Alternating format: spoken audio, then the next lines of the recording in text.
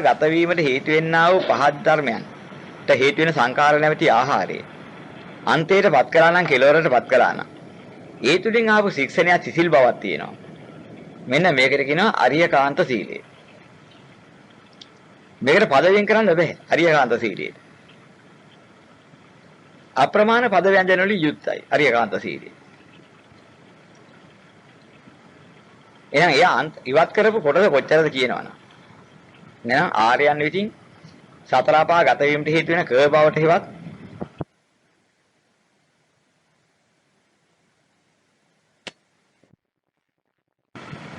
මහා මුහුදට අත දාලා මේ ඇඟිලි දෙකට වතුර ටිකක් අරන් උස්සලා ගත්තාම ඉවර කරපු දහම් මේ මහා මුහුදේ තියෙන වතුර විතර ඇති. සෝවාන් පුළා ඉතුරු යති නම් ඇඟිලි දෙකේ තියච්ච වතුර ටික විතර පොඩ්ඩක්. මහා පොළොවේ නිය පිටට පච්චුට්ටක් ගත්තොත් ඉවර කරපු දහම් මහා පොළොවේ පස් විතර ඇති. ඉතුරු යති නම් නිය පිටට ගත්ත වැලි පොඩ්ඩ විතර ඇති. ඔය ආදී වශයෙන් නොඒක ආකාරයෙන් පෙන්නලා තියෙනවා. විශාල පර්වතයක් ළඟ පුංචි ගල් කැට හතක් තිබ්බනම් ඉතුරු දහම අර පුංචි ගල් කැට විතර ඇති. අර මහා පර්වතය තමයි ඉවර වෙච්ච දහම. මෙහෙම নানা ආකාර උපමා වලින් පෙන්නනවා. මෙන්න මේ ඉවර වෙච්ච දහම් මොනවද? රාගික, ද්වේෂ සහගත, මෝහ සහගත කියන. ඒවට අයිති වෙන්නා වූ දහම් තමයි ඉවර වෙච්ච ඒවා. ඒවා ඉවරින් ඉස්සෙල්ලා රාගගිනි, ද්වේෂගිනි, මෝහගිනි අප්‍රමාණයකින් දැවි දැවි හිටපු කෙනා. ඔය ආර්ය ඵලයේ ලබනවත් එක්කලම.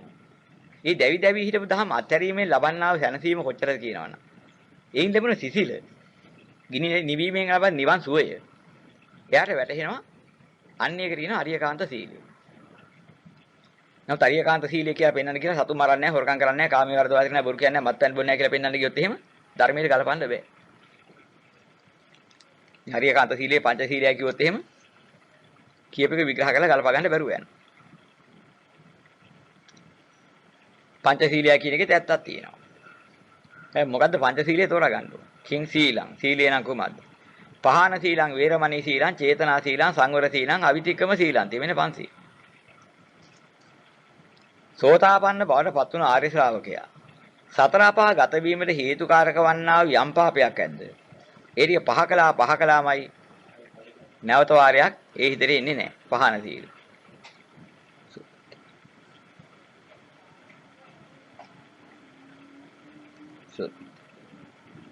සතර පහ ගත වීමට හේතු වෙන යම්කිසි පාප ධර්මයක් ශ්‍රවණය කිරීමෙන් වෙන් වුණාමයි නැවත ශ්‍රවණය කරන්න හේතු වෙන්නේ වේරමණී සීල. සතර පහ ගත වීමට හේතු වෙන පාප චේතනාවක් පහ වුණා නම් ඒ චේතනාව නැවත වාරයක් නැගින්නේ නැහැ. ඒක ගෙවුණමයි. ඒක නම් චේතනා සීල. සතර පහ ගත වීමට හේතු වෙන පාප අසංවරයක් ඒ හිතේ සිද්ධ වෙන්නේ නැහැ කවදාවත්. ඒක සංවර සීල. අරිහත්ත්වයටපත් වෙන්නේ කවද්ද? සසර ගමන කෙලවර කරන්නේ කවද්ද? එදා වෙනකම් මේක කැඩෙන්නේ නැහැ කිසි දවසක. අවිතික්‍රම සීල. මෙන්න ආර්ය ශ්‍රාවකයාගේ අරියකාන්ත සීලය කිව්වේ ඒත් ඕකයි. හැබැයි අරියකාන්ත සීලය පංච සීලය කියන්නේ කිව්ව පංච සීලය තෝරගන්නකම් කියන්න බෑ. කියන්න ගියොත් එහෙම අනිත් ධර්මයට පැටලෙනවා. අනිත් දහම් කොටස් වලට විරුද්ධයි. පරස්පර වෙනවා. මේ සෝවාන් පුද්ගලයා සත්තු මරන්නේ නැහැ, හොරකම් කරන්නේ නැහැ කිව්වොත් එහෙම ධර්මයේ පෙන්නලා තියෙන අරිහතුන් වහන්සේ විදිය කරන්නේ නැත්තේ කිය. සෝවාන් පුද්ගලයා සතුන් මරන්නේ නැති එක කරන්නේ නැති, මව මරන්නේ නැහැ, පියා මරන්නේ නැහැ, අරිහතුන් වහන්සේලා මරන්නේ. ඔච්චරයි වෙන්නේ නැහැ කියලා පෙන්නන.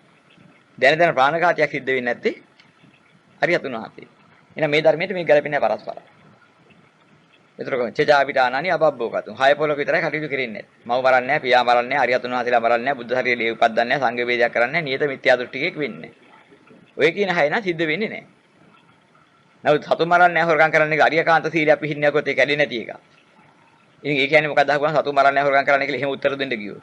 කොහොමද කලපන්නේ අර පෙර අනිත් දහම් වලට? පරස්පර වෙලා දහම් පරස්පර භාවයක් වෙන්නවා. සත්‍යය තුළ පරස්පර වෙන්න බෑ. සත්‍යය තුළ කොතනින් බැලුවත් ගැලපෙන්න ඕන. ගැලපෙන්න තේරුම් ගන්න බැයි නම් ඒ ටික කරගන්න බෑ. යෝනිසෝ මනසිකාර්යය. යෝනිසෝ මනසිකාර්යය කියන්නේ හරියාකාරව මේක දකින්න ඕනේ. ඒ කියන්නේ මනසිකාර කරනවා කියලා කියන්නේ මනෙන් ඉසිකාර කරන්න මනසින් ගොඩනගලා දකින්න ඕනේ යථාර්ථය. යම් කිසි දෙයක තිබෙනා වූ නිසි ආකාරය. යමක නිසි තත්වයේ මනසෙන් දැක ගන්න ඕනේ. යමක නිසි තත්වය මොකද්ද? අනිච්ච බව, දුක්ඛ බව, අනාත්ම බව. ඒකයි නිසි තත්ත්වය. අනේ යෝනිසෝ කිව්වේ ඒකයි. එතකොට ඒක දැක ගන්න ඕනේ. මෙනෙහි කරන්න ඕනේ. එතකොට නිස කියන වචනයෙන් පෙන්නනවා. හේතුවට. යම් හේතුවක් ඇද්ද? ඒක මනසින් දකින්න ඕනේ. මොනවද? පැවැත්මට හේතු වෙන්නේ යමක්ද? ඒක නුවණින් දකින්න පුරුදු වෙන්න ඕනේ. මේ පැවැත්ම සසර ගමනටයි. මේ පැවැත්ම සුගතියටයි. මේ පැවැත්ම දුගතියටයි. එතන මේ පැවැත්ම බඹලොවටයි. මේ පැවැත්ම අරූප ලෝකයටයි. මේ පැවැත්ම නිවනටයි. අන්න නිස දකින්න ඕනේ. යමක නිසි ආකාරය කියන්නේ ඕකයි. ඒක මෙනෙහි කරන්න පුළුවන් කමක් නැත්නම් අපිට නිවන් දකින්න මඟ හොයාගන්න බෑ. කවුරු හරි කියන්නේ අපස්සේ එල්ලිලා හිටියොත් ඒක නිවන් මාර්ගද කියලා අපිට නිවන් දකින්න මඟ අනුන්ගේ වචන වල ඉල්ලලා නිවන් දකින්න ක්‍රමයක් හොයාගන්න බෑ. ඒ නිසා පෙන්නන්නේ. ඒ යමක් නිසා යමක් වෙනවද? අන්න ඒක අපි දකින්න ඕනේ. යම යෝනිස කියන වචනේ අර්ථය යමක් නිස්සරය කරගෙන කියන එකයි. මන සකස් වෙන හැටි අපි දැකලා තියෙන්න ඕනේ. දැන් මේ බණ කොහොමද බණක් වෙන්නේ? මේ බණ කොහොමද නිවන් දකින්නේ? කොහොමද ඒක නිවන්ට හේතු වෙන්නේ? ඒ වගේ ඉල්ල කරලා යන්න ඕනේ මාර්ගයක් තියෙනවා. එහෙම නැත්නම් ලොකු අමාරුවක වැටෙනවා. අර එක උපාසක මහත්තයෙක් බණ අහන්න ගියාම පුරුද්ද නිින්ද යන්නේ. බණ පටන් ගන්න බොහෝම ආසාවෙන් බණ අහන්න බලාපොරොත්තු හිටියා. ඉතින් හාමුදුරුවෝ බණක් කියන්න ගිහිල්ලා ඒ එක්තරා බල්ලන් මරන මිනිසියෙකුගේ විස්තරයක් කියන්න ගිහිල්ලා බල්ලෝ මරලා කියනකොට නිින්ද ගියා. නිවන් දැක්කා කියනකොට හැරුණා. මිනිහට මතකයි බල්ලෝ මරලා නිවන් දැක්කා කියන්නේ. ඒ වගේ පොල්ලක් අරගෙන නිවන් දකින්න ලේසිම ක්‍රමී අපිටත් හොඳම ක්‍රමී. ආයි බල්ලෝ කන්නේත් නැහැ හිටපියක හොඳ වැඩ කරන් නිවන් දකින්න ලේසිම ක්‍රමී හොඳ පොල්ලක් තියන් බල්ලා මර ගියා. දැක දෙන. අවකල් මොකද හම්දුරෝ කිව්වා කියලා බල්ලෝ මරලා නිවන් දකින්නවා කියලා. බල්ලෝ මරලා කියනවා නින්ද ගියා නිවන් දකින්නවා කියන එක අහන්න හැරුණා. ඉතින් මතකේ තිබුණේ අර දෙක. මෙන්න මේ වගේ සිද්ධි වෙනවා. ඉතින් ඒ වගේ අවස්ථාවලදී අපි දකින්නේ නිවන් දකින්න මොකද කරන්න ඕනේ කියලා. ඕක තමයි හොඳ උපමා උපහාස කතා මොකද දෙන්නේ. ඒ කියන්නේ හේතුඵල ධර්මයේ තෝරා ගන්න බැරුව අනුන් කියන ඒවා අහලා කරන්න යන මිනිහට හොඳ පහරක් ඔය කියන්නේ. හොඳ ආදර්ශ කතාව ඔය. කොලාට කියනව නෙමෙයි ඔය. ඔය ඔහොම කතා කියන්නේ මොකද? අර මිනිහා තේරුම් ගන්න නැතුව අනුන්ගේ කියමන විශ්වාස කරලා නිවන් දකින්න පුළුවන් කියලා කියන පස්සේ ඒව දේවල් කරන්න ගියාම සිද්ධ වෙන්නේ ලොකු අමාරුවක වැටෙන එක. අන්න ඒක තමයි විග්‍රහ කරලා පෙන්නන්නේ. එහෙම බනහන්න එපා. මේ බණෙන් කොහොමද නිවන් දකින්නේ? මේ ක්‍රියාව කොහොමද නිවන් දකින්න හේතු වෙන්නේ? මේ හඬ මේ කතාව කොහොමද නිවන්ට හේතු වෙන්නේ? ක්‍රමයක් තියෙනවා. අන්න ඒක අපි දකින්න ඕනේ. ඒ ක්‍රමයේ තුලින් අනුගමනය කරලා ඕනේ නිවන් මාර්ගය ඉස්සරහ දැක ගන්න. මෙහෙමයි නිවන් දකින්න කියලා දැනගත්තාට පස්සේ සැක නැතුව දැනගත්තාට පස්සේ ඒ මාර්ග අනුගමනය කරපුවාම වෙනමක් නැහැ නිවන් දකින්න. එයා කාගේවත් සැක නැහැ කාගේවත් අහන්න දෙයක් නැහැ ඊට පස්සේ. මං සෝවාන් වෙලාද මං සකෘදාගාමී වෙලාද එහෙම අහන්න දෙයක් නැහැ. මයි කෙලෙස් නිවිලාද අහන්න දෙයක් නැහැ. අන්න ඒකයි ක්‍රමය. මේ යෝනිසෝ මනසිකාරය කියන්නේ නුවණින් මෙනෙහි කිරීම කරන මේක තේරෙන්නේ නැහැ. ඉතින් ඒතකොට අපි හෙව්වොත් එහෙම. නුවණින් මෙනෙහි කරලා නෙමෙයිද රොකට් එක හදන්නේ? නුවණින් මෙනෙහි කරලා නෙමෙයිද මිසයිල් නිපදවන්නේ? T56 හැදුවේ ඔය කින් જાති නුවණින් මෙනෙහි කරලා කියන කතාවෙන් නෙමෙයිද? ඒකෙත් තිබුණ හදන්න නුවණ. ඒක මහා විනාශයට හේතු වුණා. දැන් නුවණින් මෙනෙහි කිරීම කියන වචනේ ගත්ත ගමන් ඒක ප්‍රභේද සහිතයි මේ. සම්පූර්ණ සුද්ධ නැහැ. එක එක නා එක එක විදිහට කැලි දාලා අහන්න පුළුවන් තර්කවාද කරන්න පුළුවන්. අන්න ඒකයි කාරණා. යමක් සිද්ධ වෙන්නේ කුමක් නිසාද කියලා මෙනෙහි කරලා දකින්න ඕනේ. හේතුන් පටිච්ච සම්භූතං හේතු බංගා නිරුද්ධති. ඔන්න ඕක දකින්න ඕනේ. යෝනිසෝ මානසිකාරය ඒතොර හම්බෙන්නේ. හැබැයි ඒකෙන් අරගන්න පුළුවන් කමක් නැහැ. මිනිහා විනාශයටපත් කරන්න. යමක් සිද්ධ වෙන්නේ මෙබඳු හේතුවකින්. රාගයේ හේතු කොට, ද්වේෂයේ හේතු කොට, මෝහයේ හේතු කොට යමක් සිද්ධ වෙනවද? ඒකෙන් සතර අපාගත වීමට හෝ සතර පැවැත්මට හේතු වෙනවා. රාගක්ෂේට, ද්වේෂක්ෂේට, මෝහක්ෂේට යමක් හේතු වෙනවද? ඒ බඳු හිතවිලි ක්‍රියාවදන් නිවනට හේතු වෙනවා. අන්න දැනගත්තා.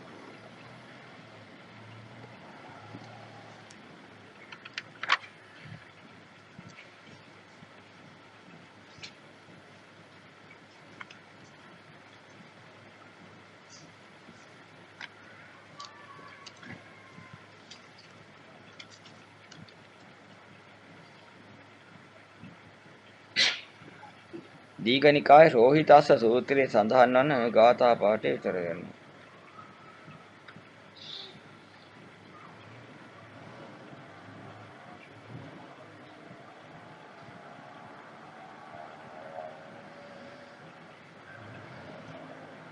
ඉස්මින්ච යාමත් හේද මේ තියෙන්නේ. කලේබරේ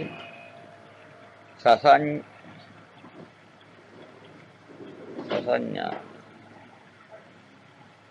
සමනකේ යඩමරි වචන ලෝකාංච පඤ්ඤාපේමි දුක්ඛ සමුදයන්ති දුක්ඛ නිරෝධන්ති. මේකෙන් පෙන්නන්නේ මේකයි.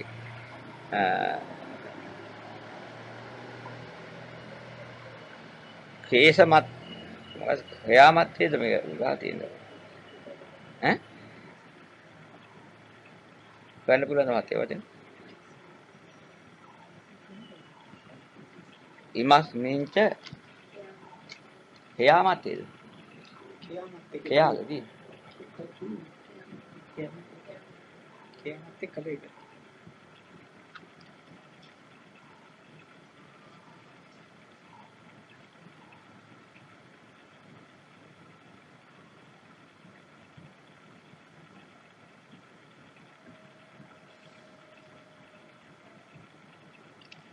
මේ කයාමත්තේ කලේබරේ කියලා තියන්නේ කයා නෙවෙයි මෙතන වචනේ එන්න ඕනේ නම.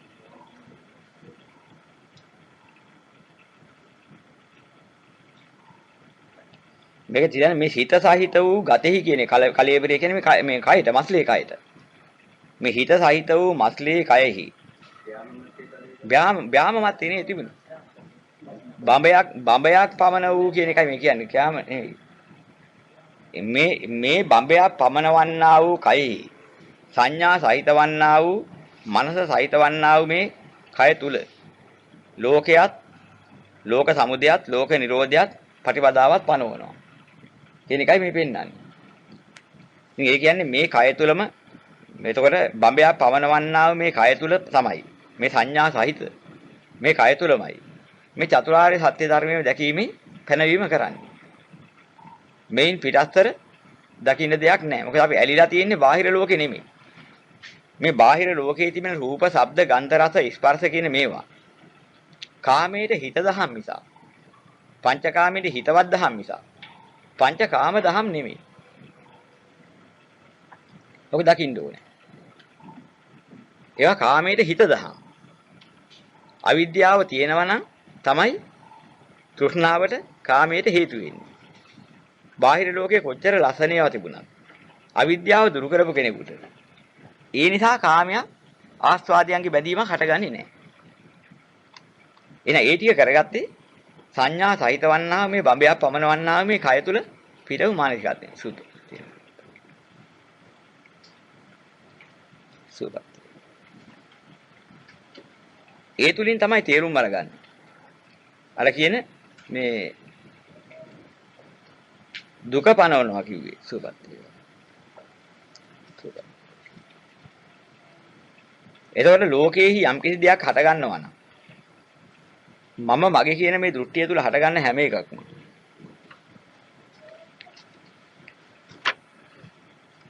මම මගේ කියලා ගන්න යම් හැම එකක්ම හට ගන්නවා නම් ඇස කන දිව නාසය ශරීරයේ මන කියන මෙන්න මේ ඉන්ද්‍රියන් ඇසුරු කරගෙනයි හටගන්නේ.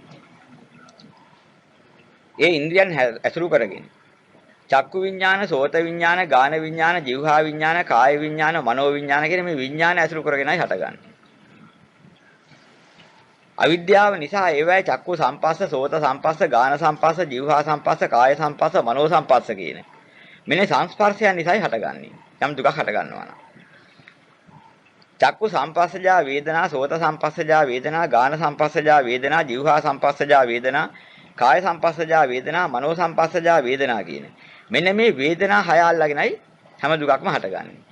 ওই ටික මේ බබයක් පමනවන්නා වූ මේ මනස් සහිත සංඥා සහිත කය තුල සිද්ධ වෙනවා මිස මේන් බාහිර සිද්ධ වෙනව නෙමෙයි. එයා දුක හට ගැනීමේ මුල ඊතරන. ඒ අවිද්‍යාව දුරු කරපුවාම දුක හට ගැනීමේ මුල නැති වෙන්නේ මේ කය තුල විතර පිට දිහාක නෙමෙයි. එතකොට තේරෙනවා බාහිර ලෝකයේ නෙමෙයි අපි ඇලුමට ගත්තේ. අපි ළඟම තිබිච්ච මුලාව නිසා හටගත්ත චන්දරාගයයි. අපිට දුක දුන්නේ බාහිර ලෝකයේ නෙමෙයි. අපි ළඟම මුලා වෙලා අපි ළඟ හටගත්ත ගොඩනැගිච්ච චන්දරාගයයි. එහෙනම් ඒක සංඥා සහිතවන බබයක් පමනවන්නා මේ කය තුල හටගත් එකක් නිසා. වෙන එක හටගත්තේ නැහැ. ඉතින් ඒතකොට දැන් බබයක් පමනවන්නා වූ කය තුල කියන වචනේ අපි අරන් තියෙනවා. අද ලෞකික අදහසින් බබයක් පමනවන්නා වූ කය තුල. දැන් බබයක් පමනන්නේ පොඩි එකාට තියෙනවා. පොඩි එකාට අඩි ගන්න එකයි. බබයක් වෙන්නේ. බබේ කාලක් වෙනදී කය තියෙන එක 7 අවුරුදු ළමයි අරිහත්තරපත් වෙලා තියෙන්නේ. බබ කතාව දාන්න බෑනේ යාට. බබ කාලක් පමනවන්නා වූ ශරීරයෙන් තමයි එයා ඒ ටික කරගත්තේ.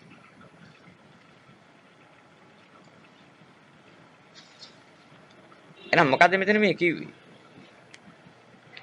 අපි මස්තක ප්‍රාප්ත කරගෙන මුදුන්පත් කරගෙන ඉන්නේ දෙයක් තියෙනවා. බ්‍යාම මස්තක ප්‍රාප්ත කරගෙන නිසා කියන බ්‍යාම මත්ත බ්‍යාම මත්.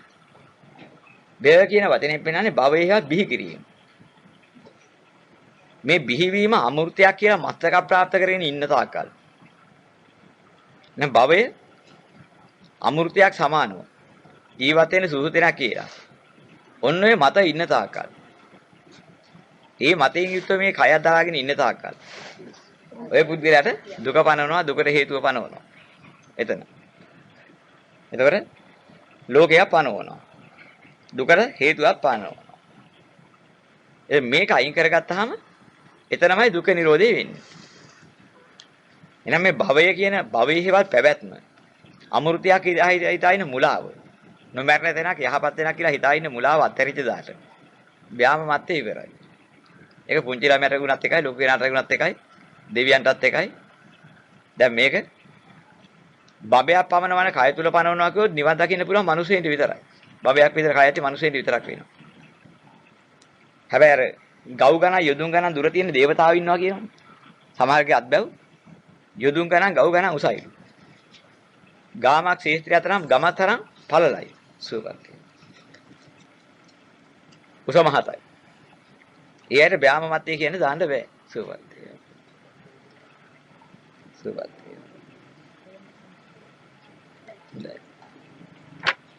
එතකොට ඒ වගේ යොදුන් ගණන් ගව් ගණන් උස තියෙන ශරීරය තියෙන කෙනාට බ්‍යාම මතයේ කලබරේ නෙමෙයි තියෙන්නේ බබ කීයක්ද දන්නේ නැහැ නේද?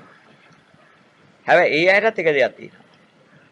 මේ අම කියන වචනේ තියෙන බ්‍යාම කියන වචනේ මේ අමෘතයක් හරිය මේ භවයේ අමෘතයක් හරිය හිතාගෙන ඉන්නලා ඒ මත ඉන්නවනම් ඒ මත කයක් දරාගෙන ඉන්නවනම් යම් කෙනෙක් අන්නේ තුල තමයි ওই දුකයි දුකට හේතුවයි හටගන්නේ. ඔය නිරෝධ කර ගන්නවා නම් ඔය චන්දරාගය දුරු කර ගන්න ඕන. අර දෘෂ්ටිය නැති කර ගන්න ඕන. එතකොට දුකෙන් නිදහස්. බඹයක් පමන වූ කය තුල කියන වචනේ තමයි මේකට භාවිතා කරන්නේ. නැවත් මේ කාලේ භාවිතන අර්ථ කතාවල භාවිතා කරන්නේ බඹයක් පමන කය තුල කියලා.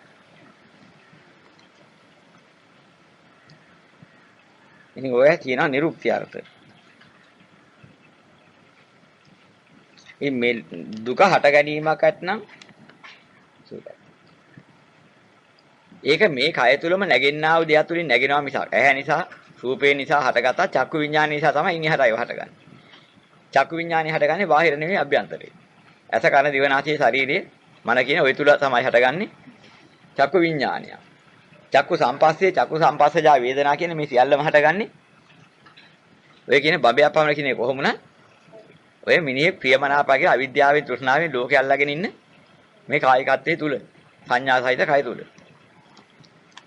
මෙතන තමයි දුක එන්නේ. දුක නිරෝධය කරන්න තියෙන්නේ. ඒ චන්දරාගය දුරු කරපු දාර දුක නිරෝධයි. ටිකට එන ප්‍රශ්න වලට උත්තර හරිනේ කියලා.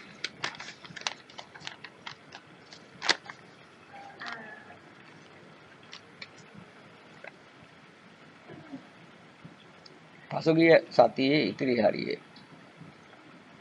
යෝනිසෝ මනසිකාර්ය හඳුන්වා දෙන්න. අපි ඒක ගත්තනේ දැන්. ස්මෘති. අපිලාපන ස්මෘති. උපගන්හන ස්මෘති.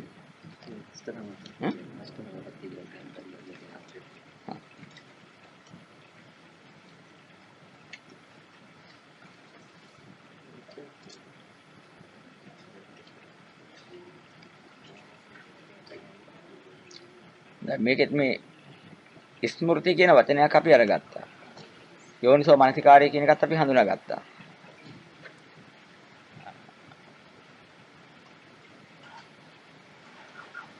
මනසිකාර කියන චෛතසිකයෙන් තමයි එළිය කරන්නේ. ස්මෘති කියලා චෛතසිකයක් තියෙනවා. ඒකෙන් කරන්නේ සිහි කිරීම. සිහි කරනවා කියනකොටත් සිහි කරන ක්‍රම තියෙනවා. ආර්ය ස්මෘතිය එකක්. අනාර්ය ස්මෘතිය තව එකක්. ඒ වගේම ලෝකයාගේ අනාර්ය ස්මෘතියට අතීතය සිහි කරන්න පුළුවන්. අතීතයේ වෙච්ච දේවල් පිළිබඳව රාගික දේවල් පිළිබඳව සිහි කරනවා. රාගික හැඟීමෙන් සිහි කරනවා. ද්වේෂ හැඟීමෙන් සිහි කරනවා. මෝහ හැඟීමෙන් සිහි කරනවා. මෙහෙම සිහි කිරීම තියෙනවා. ඒවා අනාර්ය ස්මෘති. මුට්ටා සති කියන වචනේනොත් ඔක පෙන්නලා තියෙනවා. හැබැයි ස්මෘතියම තමයි තියෙන්නේ. ඒක ආර්ය වුණොත් තමයි සම්මා සතියට වැටෙන්නේ. ආර්ය වුණොත් ඒ ස්මෘතිය සම්මා සති බවටපත් වෙනවා. සුපත්ති. අනාර්ය වුණොත් මිච්ඡා සති කියනවා. හැබැයි සති කියලා මිච්ඡා සති සම්මාසික චෛතසික දෙකක් පෙන්වන්නේ නැහැ. සද්දා සති කියලා සතිය කියන කුසල චෛතසිකයක් වශයෙන් පෙන්වා තිනවා. සති කියන චෛතසිකේ. දැන් එතන කිව්ව සති කියන එක තෝරා ගන්න ඕනේ. ස්මෘති කියන වචනේදී සිහි කිරීම කියන වචනේ අතීතයේ සිහි කිරීම කියන වචනේදී තෝක තෝරා ගන්න ඕනේ. ඒ සිහි කිරීම මොකද්ද? ලෞකික සිහි කිරීමයි ආර්ය සිහි කිරීමයි දෙක වෙන වෙන වශයෙන් දැනගන්න ඕනේ.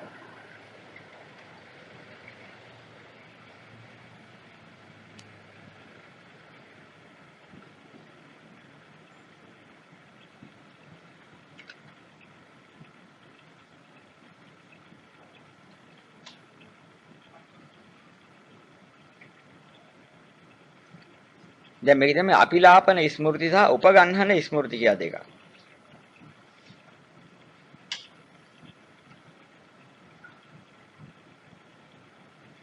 දැන් සිහි කිරීම තුලින් අයින් කරන්න එකක් තියෙනවා, පහ කළ යුත්තක් තියෙනවා, ඇසුරු කළ යුත්තක් තියෙනවා.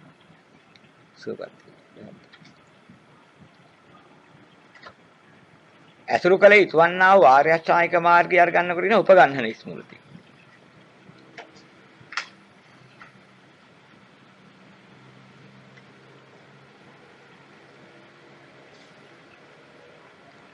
අයින් කළ යුතු අනාර්ය අෂ්ටාංගික මාර්ගයවත් මිත්‍යා දිට්ඨි මිත්‍යා සංකප්ප ආදී වශයෙන් තියෙනකොට අයින් කිරීම කියනවා අපිලාපන ස්මෘති. ওই දෙකම නියම සිහිනුවණින් කරන්න ඕන එක. මිත්‍යාව දැනෙන්නේ මිත්‍යා පහ කිරීමයි, සම්මාව දැනෙන්නේ සම්මාව ඇසුරු කිරීමයි. ওই දෙක තියෙන්න ඕනේ.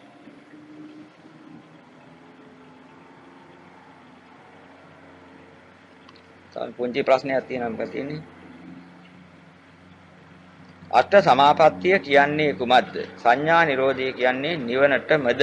නිවනමද? අෂ්ට සමාපත්තිය කියන්නේ මේකයි. ආර්ය මාර්ගය තුල නවානුපූර්ව සමාපatti කියලා ක්‍රමයක් තියෙනවා.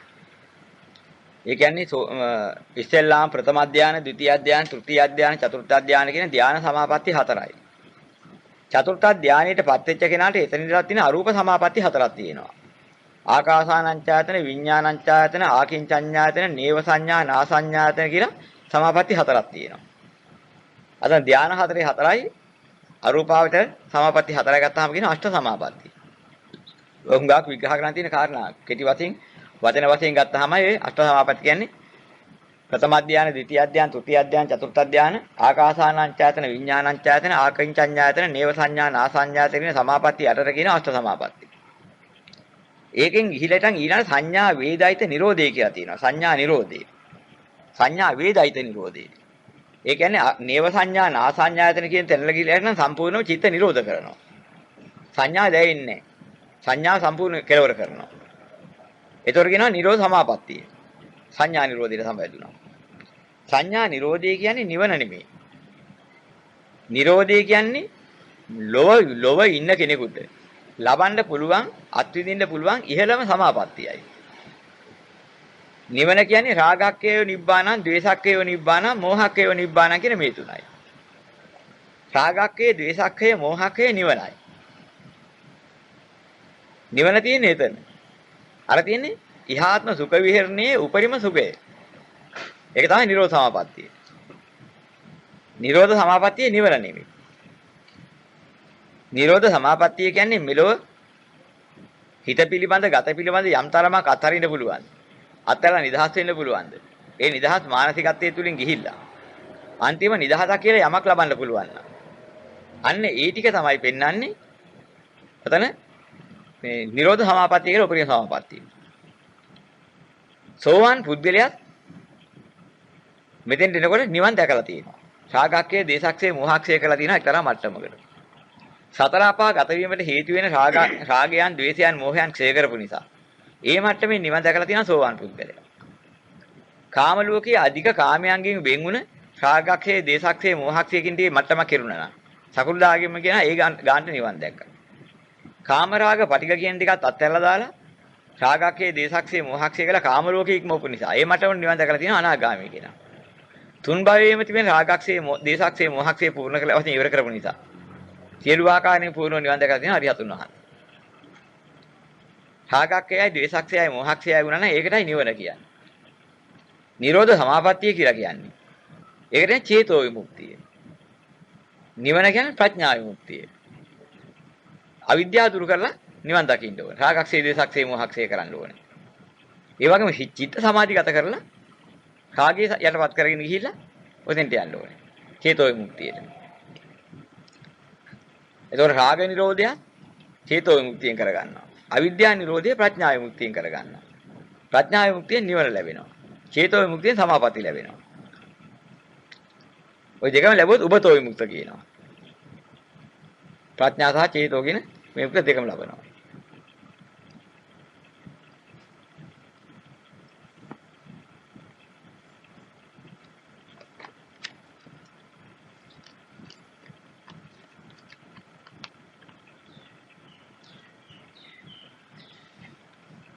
ඉර්ධි ප්‍රාතිහාරය අදිඨාන ඉර්ධි.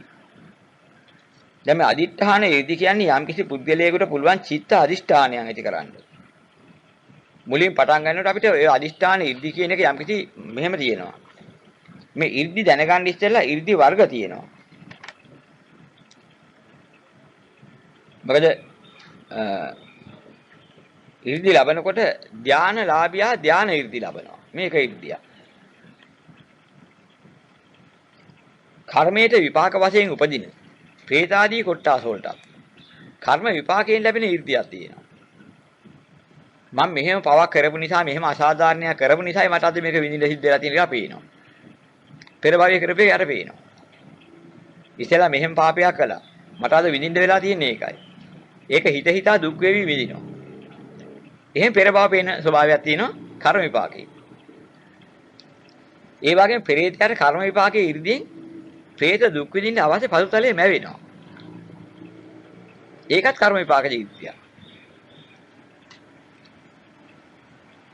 සතරපා දුක් විඳින සත්වයින්ට ඒ අනුව ලැබෙනා වූ හැකියාවන් තියෙනවා. ඒවත් කර්ම විපාක ඉරිදි. දැන් සත්ව පක්ෂීන් පියාසර කරලා ආකාශයේ යනවා. ඒකත් කර්ම විපාක වශයෙන් ලැබෙන ඉරිදිය.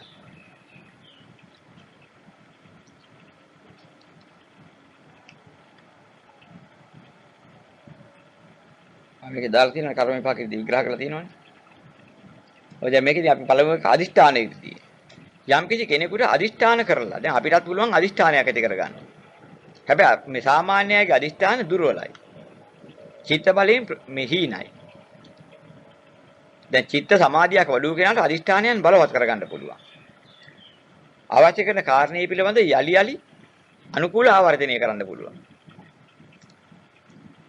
යමක් සිද්ධ වෙන්න හිතුවත් ඒ පිළිබඳව තදින් හිතා ගන්න පුළුවන්. විශේෂයෙන් හිතා ගන්නවා.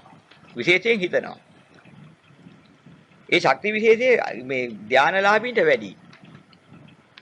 ඒගොල්ලන්ගේ එකඟ වූ මානසිකත්වයේ ඒ කියන්නේ අකම්ප්‍ය වූ මානසිකත්වයේ නිසා බොහොම හොඳින් හිතන්න පුළුවන් ශක්තියක් ලැබෙනවා. මෙන්න මේක තමයි අදිෂ්ඨාන ඉරිදි කියලා කියන්නේ යන්නේ ඒකයි. විකුරු වෙන ඉරිදි කියන්නේ ශරීරයෙන් එක එක જાතියේ කොටස් මවන්න පුළුවන් ඉරිදි බලයට ආවට පස්සේ.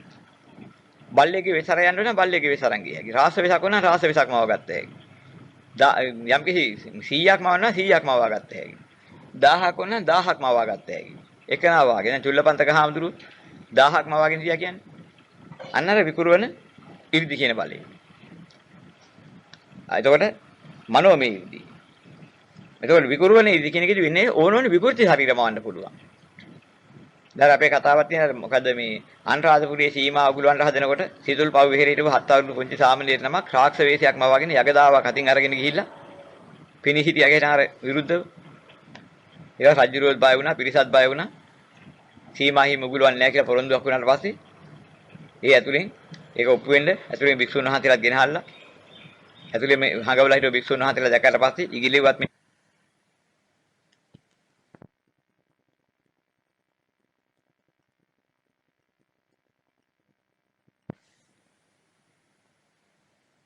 කරේවා එතනදී. මෙන්න මේ වගේ අවස්ථාවක් තියෙනවා මේ විකුරුවන ඉර්ධි කියලා කියනවා අන්න ඒ වගේ নানা ආකාර විස් ගන්න පුළුවන්. දැන් පුංචි ළමියගේ විස් අරගෙන අජාසත් රජුලුවන්ගේ කුකුලේ ගිහිල්ලා හිටියලු මේ දේවදත්ත හාමුදුරුවෝ එදා.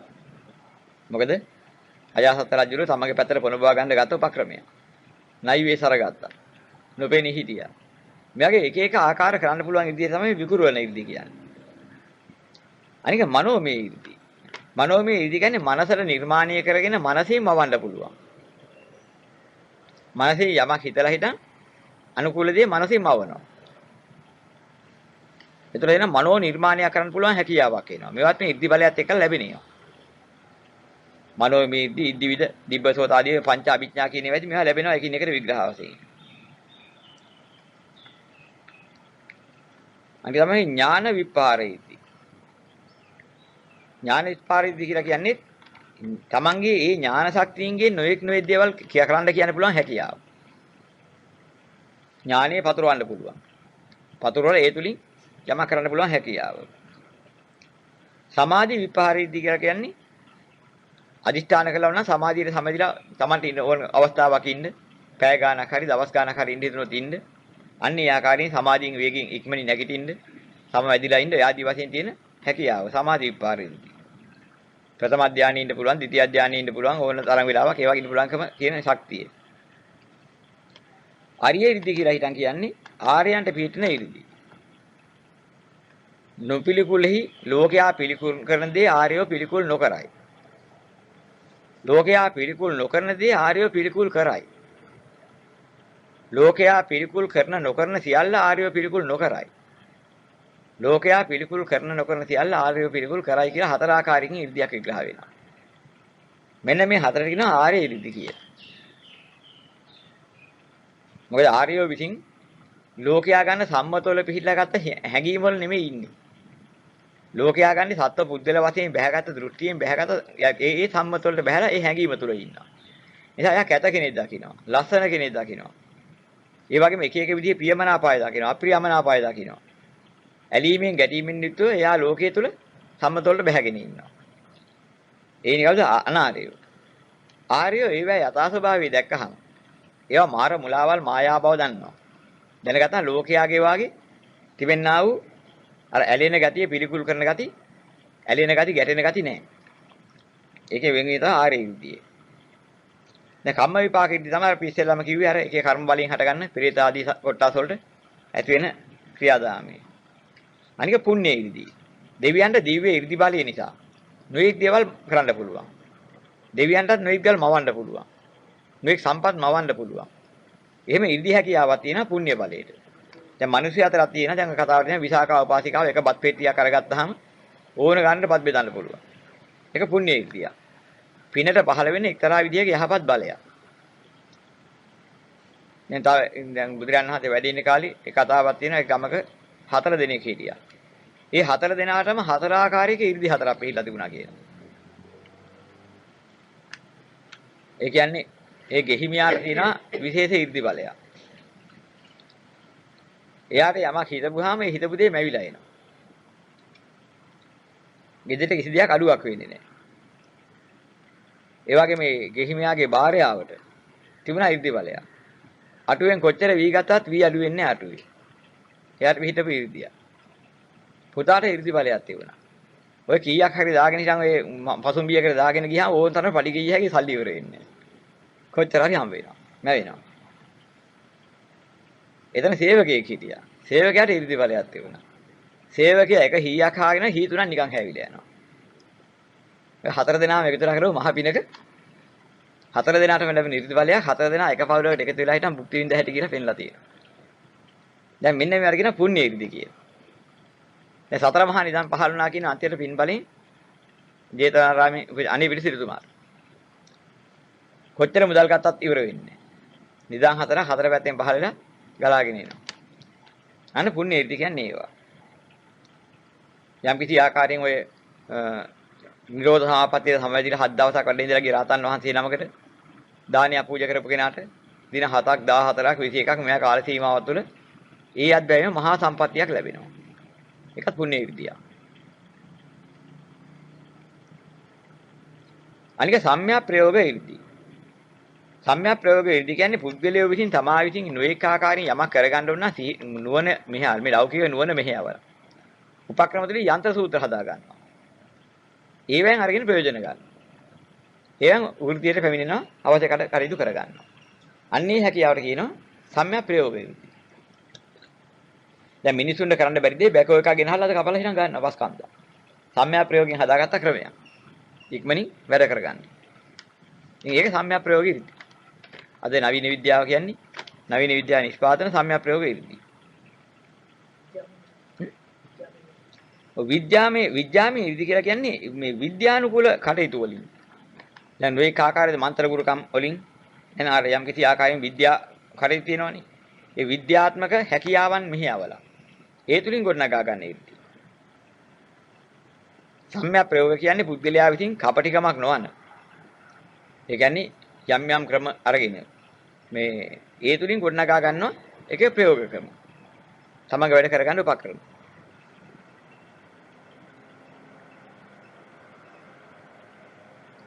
ඒක තමයි අන්ධ පෘතජන කල්යාණ පෘතජන. මේ අන්ධ පෘතජන කියන්නේ බණ දහම් අහලා තේරුම් ගත්තේ නැති. දහම පිළිබඳ අදක්ෂ තේරුම් ගන්න බැරි. සාමාන්‍ය ලෝක සත්‍යය කියනවා අන්ධ පෘතජන. දහම් තේරුම් ගැනීමේ හැකියාවක් නැහැ. තේරුම් අරගෙනත් නැහැ. දහම් අහලා ඔය චුල්ල සෝතාපන්න වෙන තත්ත්වයටපත් උනායි කියන. එහෙනම් මාර්ග ඵලය අවබෝධ නොකරපු දහම් දැනුම ඇති. ඒ අර කියනවා කල්යාණ පුතඥ. මොකද ඒ තුලින් ඒ පුද්ගලයා එක්තරා නුවණ මට්ටමක් වැඩිලා තියෙනවා. වැඩි නුවණ මට්ටම නිසා වැරදි වැඩ කරන්නේ නැහැ, පව් වැඩ කරන්නේ නැහැ. ඒවා වෙන් වෙලා යහපතට නැඹුරු වෙලා ඉන්නවා. හිතවුන් ඇසුරු කරනවා. ඒ වගේම ආර්යයන් ඇසුරේ ඉන්නවා. ඒ ගුණ ප්‍රිය කරනවා. දන් දෙනවා. ඒ කටයුතු කරගෙන ඉන්නකොට කියනවා ඒකට කල්යාණ පුතඥ. අන්ධ පුතඥ කියන්නේ අර දස වස්තුක මිත්‍යා දෘෂ්ටියට එහෙම අහුවෙලා ඒ පැත්තේ ඉන්න පුතඥ කොටසට කියනවා අන්ධ පුතඥ.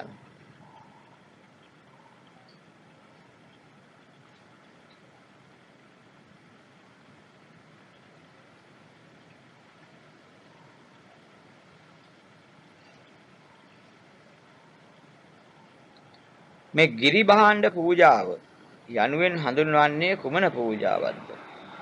මේ ගිරි කියන වචනයෙන් පෙන්වන්නේ ගල් වලට. පෙර කාලේ හුඟක් වැඩ කළේ ගල් වඩුවක්. පාත්‍රය පවා ගලෙන් හැදුවා. ගලෙන් කොටලා පාත්‍රات හැදුවා. ගල් පාත්‍ර. ගල් ගෙවල්. ගල් කුළුණු. ගලින් කරන ලද්දා වූ නොයෙක් දේවල් මිරිස් ගල් ආදී දේවල් ඔක්කොම කරුවා. ඒ හැම එකක්ම හරක් කරගත්තේ මොනවද? අන්න ගිරි භාණ්ඩ කියන්නේ ඒවා. ගලින් කරන ලද උපකරණ.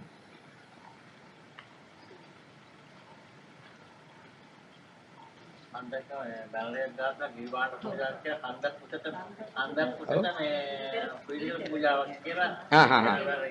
ඔව් ගිරි කියන වචනයෙන් පෙන්නන්නේ ගල කියන එකයි. ගලින් කරන ඒවා. ඒ කියන්නේ ඒකෙන් පෙන්නන්නේ බොහෝ කාලයක්. දැන් ගලින් කරන එක සම්මතයක්. දැන් බොහෝ කාල පවතින හදනේවා. හරිය මේ ගල් වැඩ වාය කියනවා. ගලේ කොට වකුර වාය කියනවා. ඒ කියන්නේ කාලයක් පවතින හදන දේවා. ඔව් ගිරි භාණ්ඩ වලට වෙන්නේ බුද්ධ ධර්මවල ලියා තියෙනවා. ඒ ඔක්කොම ගිරි භාණ්ඩ. ගලින් කරන ලද සෙල්ලිපි. ඒ තුලින් යම් දහමක් හරි ගෙනාවනම් ආදර්ශයක් හරි ලිව්වනම් ඔක්කොම ගිරි භාණ්ඩ. ඔව් ඔව්. දැන් අශෝක ස්තම්භ වැනි දේවල් පිහිටවලා හදන්නේ. ඒ වගේ රාජවරු වෙනුවෙන් සිටුවරු දැන් හදන දැන් ශාසනය වෙනුවෙන් හදලා දෙන දේවල්. ඒවා විශේෂයි. ගිරි බහන්න පූජා කියලා මේ ওই જાති එක බුදුරන් වහන්සේ වැඩ ඉන්න කාලේවත් කරලා තිබුණේ නැහැ නේ. කන්ද අකුසල ගොඩ ගහලා පූජා කරපේ. ඒ වගේම තමන්ගේ වාසියට හදාගත්ත බහන්න පූජා බුදුරන් වහන්සේගේ පෙන්න පුදිනකවත් නැහැ එහෙම පූජාවක් ගැන. එපා කියයි.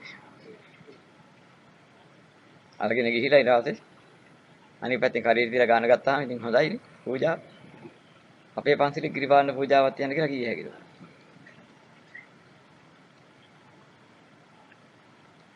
යග්ගපද්ද සූත්‍රයේ එන ඔව් මම මේ පැහැදිලි කරන්නේ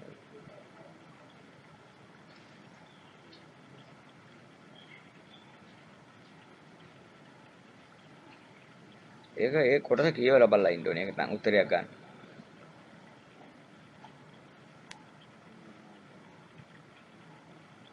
ඒ පදයෙන් විතරක් අර්ථය ගන්න අමාරුයි. එතන තියෙන වාක්‍ය පෙළ බලන්න වෙනවා. දඹදිවතල 100ක් අනවතත්ත්වවිල් 100ක් හිමවත් ප්‍රදේශ 100ක් ගැන ධර්මයේ සඳහන් වන්නේ පෘථිවි තලයෙන් ඔබෙන් ඇතිදාද. ඔව් මේ එක එක දඹදිවතල 100ක් කියන්නේ මේ එක සක්වලකට එක දඹදිවතලයයි. එතකොට මේ 100ක් දඹදිවතල තියෙන්නේ 100ක් සක්වලක. 17ක් සක්වල 10000ක් සක්වල ඒ ගානටම තියෙනවා. අනවතප්තවිල් දඹදිවතල හිමාල කඳු ඒ වගේම උතුරු කුරු දිවයින් අපර ගෝයාන ඔය ආදි වශයෙන් චාතුර් මහරජිත තාවතින්ද මේ හැම එකක්ම 10000 සක්වල ඔක්කොම 10000ක් තියෙනවා. ඒකෙන් 10000 ගානේ. එක එක සක්වල එක ගානේ.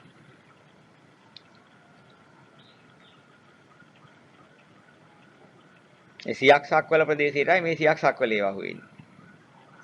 10000 සක්වල 10000 සක්වල කෝටි ලක්ෂයක් සක්වල මේ ආකාරයෙන් යනවා එක එක ප්‍රමාණ වලට. ඒ හැම සක්වලකටම එක සක්වලකට එක ප්‍රදේශය ගානේ හැම හිටිනවා.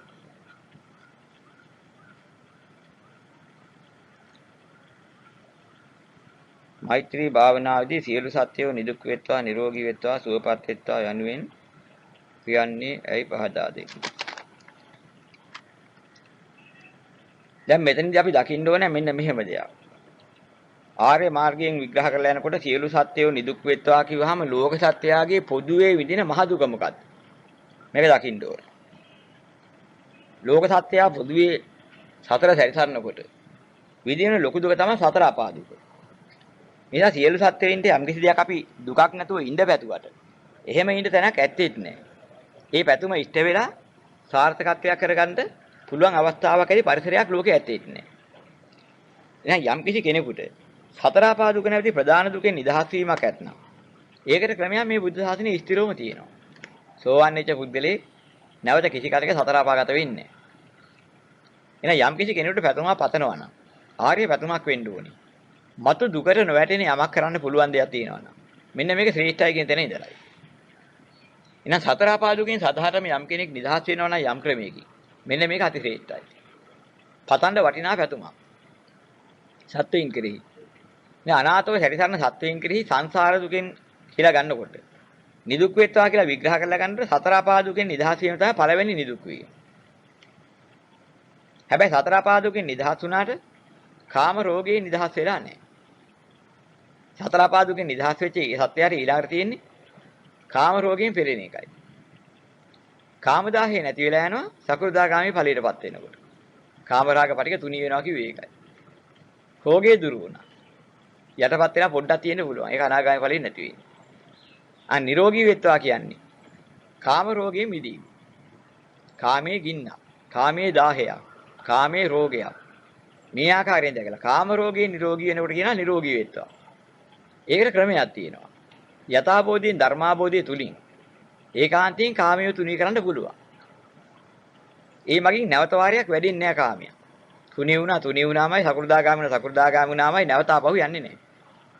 එහෙනම් ඒ ක්‍රමයක් තියෙනවා ලෝක සත්‍යය කවදා හරි මිදෙන්න ඔය ක්‍රමයේ තුලින්මයි. එහෙනම් අනුපූර්ව දුකෙන් මිදෙන ක්‍රමයේ මේ පෙන්නලා තියෙන්නේ. හැබැයි සමාධියේ සුවයක් වශයෙන් තව සම්මත කරගන්න ඉඩ මදි. සමාධිය ලැබුණාට සමාධියේ සුව මදි. මොකද ඒ සුව වෙන්න නම් සමාධියට අවශ්‍ය කරන අංග සම්පූර්ණත්වයේ පිරෙන්න ඕනේ. අනාගාමී ඵලයටපත් වුණාම තමයි කාම රාග පටික දුරු වෙලා හිටන් සමාධි සුවේ දැනෙන්න පටන් ගන්න. අන්න සමාධි සුවේ ඇරෙන්න. ඒ සුවේ ඇරෙන ලෝක සත්‍යයට තව සුවයක් ලෝකේ පතන්න බෑ. සමාධි සුවේ කියලා කියන්නේ බාහිර සමාධි සුවේ නෙමෙයි. ආර්යයන් ලබන ඵල සමාපත්තිය නිසා ලබන සමාධි සුවේ. ඵල සමාවත් සුවේ. මෙන්න මේ ඵල සමාවත් සුවේ කියන්නේ ලෝකයේ විඳින්න ගොඩනගාගත සුවයක් නෙමෙයි. තිවිච ගිනි දාහයෙන් නික්මී ගියා නේද අතැරී ගියා නේද කියලා ලබන සහනෙ. පෙර මට මෙහෙම 1000 ගින්නක් තිබුණා. තරහ එනවා, කම්පා එනවා, රාගයෙන් දවෙනවා, ද්වේෂයෙන් දැවෙනවා, මොහෙන් මුලා වෙනවා, දැවෙනවා. දැන් මට ඒව නැහැනේ. දැන් මම කොච්චර නිදහස්. මෙන්න මෙහෙම දැන් නිදහස් සුවයක් තියෙනවා. මෙන්න මේ සුවයෙන් පූර්ණ වෙලා ඉන්නේ අනාගාමී කෙනා. අනාගාමී කෙනා ලබන සුවේ අකණ්ඩ සුවයක්. එන කවදා හරි මේ සත්වෙයින්ට මේ සතර ගමන කෙලවර කරගෙන යනකොට මෙන්න මේ නිරෝගී වෙච්ච නැහැ කාම රෝගී දුරු කරපු කෙනා සකු르දාගාමී වෙච්ච කෙනා අනාගාමී සුවයටපත් වෙන්න ඕනේ. මෙන්න මේකට කියනවා සුවපත් වේත්වා. අනාගාමී සුවෙන් සුවපත් වෙන තැනකටයි කෙලවර කරලා තියෙන සුවපත් වීම. හැබැයි අනාගාමීලා බඹලෝ උපන්නා. රූප වේදනා සංඥා සංකාර විඥාන කියන මේ ස්කන්ධ පහේ මිදුන්නේ. ස්කන්ධ දුකේ මිදෙන්න නම් සසර ගමන කෙලවර වෙන්න ඕනේ. එදාට පංචස්කන්ධ දුකේ වෙනා දුකේ මිදෙත් වාගේ අන්තිමට. එහෙනම් නිවන මුල් කරගත්ත අදහස් හතරක් නිසා ලෝකේ පැවැත්මට ගුණ කරගත්ත අදහස් හතරක් නෙවෙයි ආර්යයන්ගේ මෛත්‍රිය. ඔය දෙන වෙනස ඒකයි. ආර්ය මෛත්‍රිය තේරා ගන්න ඕනේ. ලෝක මෛත්‍රිය තෝරා ගන්න ඕනේ. ආර්ය මෛත්‍රිය ලෞතර බුදුරජාන් වහන්සේ හැර උන්වහන්සේගෙන් අහගත්ත කෙනෙක් හැර දන්න කෙනෙක් ලෝකේ නැහැ.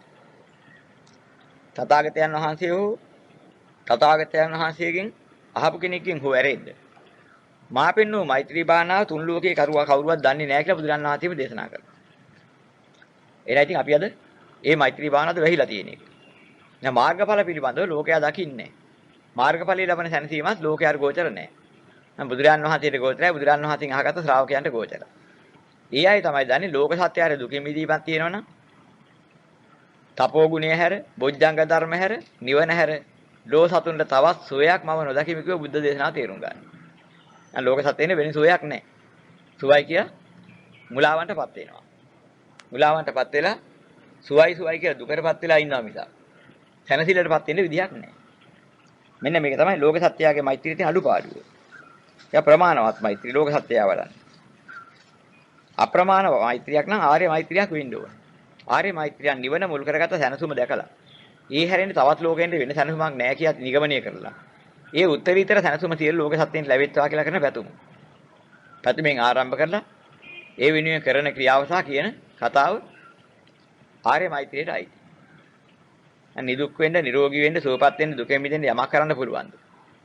Tamanට පුළුවන් දේ කරලා දෙන ගමන් Taman ඒ මාර්ග වටිනාකම දක්වා බලා ගන්නවා. ඒතර ආර්ය මාර්ගයේ තියෙන ආර්ය මෛත්‍රිය කියන්නේ ඒකයි. ආර්ය මාත්‍රියෙන් නිවනින් පිට සාසනයෙන් පිට එකක් නෙමෙයි. මේ සාසනයෙන් බැහැර නැති දහමක් බුද්ධ සාසනය මිස තව දෙනක නැහැ. ඒ නිසා තමයි බුදුරණා දේශනා කළේ මා හෝ මගෙන් අහගත්ත කෙනෙක් හැර. මාගේ ශ්‍රාවකයෙක් හැර. මේ මං කියන මෛත්‍රී භාවනාව දන්න කෙනෙක් තුන් ලෝකෙම නැහැ තව කියලා.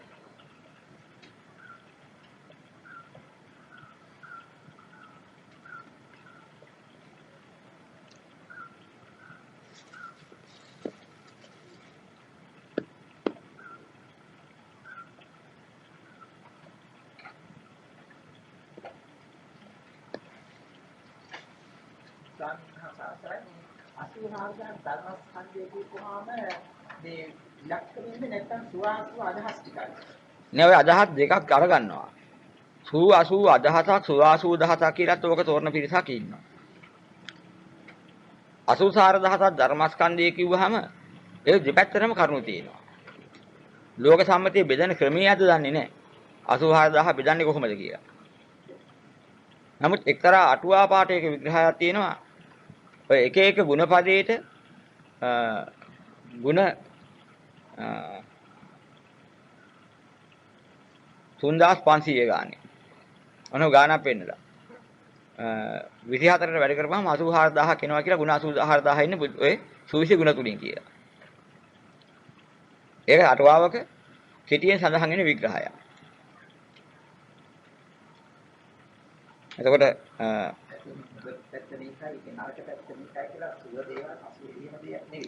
සුව 80000ක් කියලා සුව 80 දැන් ඕක තෝරන්න පුළුවන් එක එක විදිහට.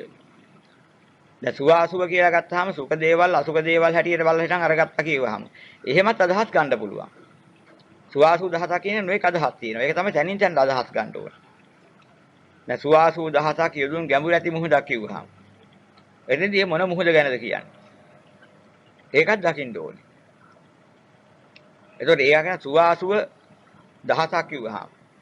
එතකොට ඒ අදහසින් ගන්නවා නම් ඒ ක්‍රමෙත් විග්‍රහ කරලා ගන්න ඕනේ. හැබැයි ආර්ය විනයේ මුහුද කියන එක එකක්. ලෝකයේ මුහුද කියන්නේ තව එකක්. ආර්ය විනයේ අර්ථ එකක්. ලෝකයේ අර්ථ තව එකක්. අන්න ඒකයි. සංසාර සාගරේ. ඒතර ඇස මුහුදක්, රූපේ මුහුදක්, චක්කු විඥානයේ මුහුදක් ඔය විදිහට පෙන්ලා තියෙන ක්‍රමයක්. මේ සුවාසුව ඔය දෙකෙත් එනවා. දැන් සුවාසුව අදහසක් කියලා තොර ගන්න. සුවාදහස සහ අසුවාදහස සුවාසුදහස් කියලා. එහෙමත් ඔගේ කැටි කරලා තේරුමක් ගන්නවා.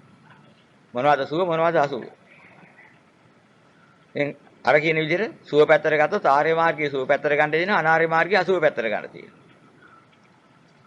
මේ සුවාසුව දහසක් ධර්මයේ කිව්වහම ওই දෙක දැනගත්තා සුවාසුව දහසක් ධර්මයට ගැප් වෙනවා ගැලපෙනවා. ඒකේ 아무ත්තක් නැහැ. ප්‍රභේද වශයෙන් සුවාසුව දහසක් ගත්තා නම් 84000ක් ගත්තා නම් ඒකත් ඕකෙම ගැප් වෙලා තියෙනවා. ඕක එකින් එකට විග්‍රහය යන එක. අර තෘෂ්ණාව කියන එක අරගත්තාම තණ්හාව 3ක් වශයෙන් විග්‍රහ කරනවා 6ක් වශයෙන් 18ක් වශයෙන් 36ක් වශයෙන් 108ක් වශයෙන් විග්‍රහ කරනවා කියලා පෙන්නනවනේ. මෙන්න මේ වගේ එක එක ක්‍රම වලට ගන්න පුළුවන්. ඔව්. සම්මතයේ. මේ සම්මතයේ තියෙන කොටසකුත් තියෙනවා. පරමාර්ථයකුත් තියෙනවා. පරමාර්ථයට අනුකූලව සම්මතයක් ගොඩ නැගෙනවා. දැන් මේකෙදි එකක් අයින් කරලා එකක් අයින් කරන්න බෑ. මේ සුවාසු දහසක් කියන එකේදී ඔය පරමාර්ථයක් ගන්න පුළුවන්. ඔය පරමාර්ථයේ පිට ගොඩ නැගිච්ච තව එකක් වෙනවා අනිත් ඒ වචනේම අනිත් පැත්තට. දෙකම වැරදි නෑ. දෙකේම තියෙනවා ක්‍රම දෙකක්. මේ සුවාසුව වෙන් කරන්න පටන් ගත්තට පස්සේ අසුසාර දහසක් ධර්මස්කන්ධය කියවහම දුක්ඛයි දුක්ඛ හේතුවයි එක පැත්තක්. දුක්ඛ නිරෝධය මාර්ගයේ අනිත් පැත්ත. ඒ සුවාසුවනේ. දුක්ඛ සහ දුක්ඛට හේතුව අසුව. නිරෝධය සහ නිරෝධ මාර්ගයේ සුව. ඒ කියන්නේ මාර්ගය හැර, තපස හැර, තපෝ ගුණය හැර, බොජ්ජංග ධර්ම හැර, නිවන හැර තවත් ලෝක සතෙන සුවයක් නොදකිමි. දැන් සුව පැත්තක් පෙන්නනවා. යථාර්ථයෙන්ම සුව පැත්ත. දැන් දුක්ඛ නිරෝධය සහ මාර්ගය කියන ටයිටි තපෝ ගුණය, බොජ්ජංග ධර්ම නිවන. ඒ ලෝකයේ පැත්තට දුකයි දුකට හේතුවයි දෙකටයි තෘෂ්ණාව. මේ සුව පැත්තයි අසුව පැත්තයි තමයි ඔතන දකින්නේ. අදහස් වලින් දකින්න ඕනේ ඒ ටික. මේ අදහස් අනුව ගත්තා නම් එතනත් ඒ අදහස එනවා. ඉතින් ඒත් ලෝකයේ ඔය ටිකම අහුවෙලා. සුවාසු දහස ධර්මස්කන්ධ තියෙන ඔය තුරමයි. කොහෙන් ගත්තත් ඒක එහෙමයි. පද වශයෙන් අරගෙන බැලුවත් 84000 උප්පත්ති ක්‍රම තියෙන ගති 84000කට. ලෝකයේ සත්ත්ව කොට්ටාස ඉන්නේ 84000යි. ඒ ගති අනුව ලැබෙන උපත. ගති උපත. ඊට වඩා වැඩි කරන්න බෑ. ඉතින් එහෙම රටාවක් ලෝකේ තියෙනවා. එක එක සත්ත්ව කොටස්. අරන් බැලුවාම ප්‍රධාන වශයෙන් ඒක කොටසේ ප්‍රභේදය අරින්න. ප්‍රධාන සත්ත්ව කොටස් 84000ක් ඉන්න ගති 84000කින් උපදිලා. ඒකත් එක රටාවක්.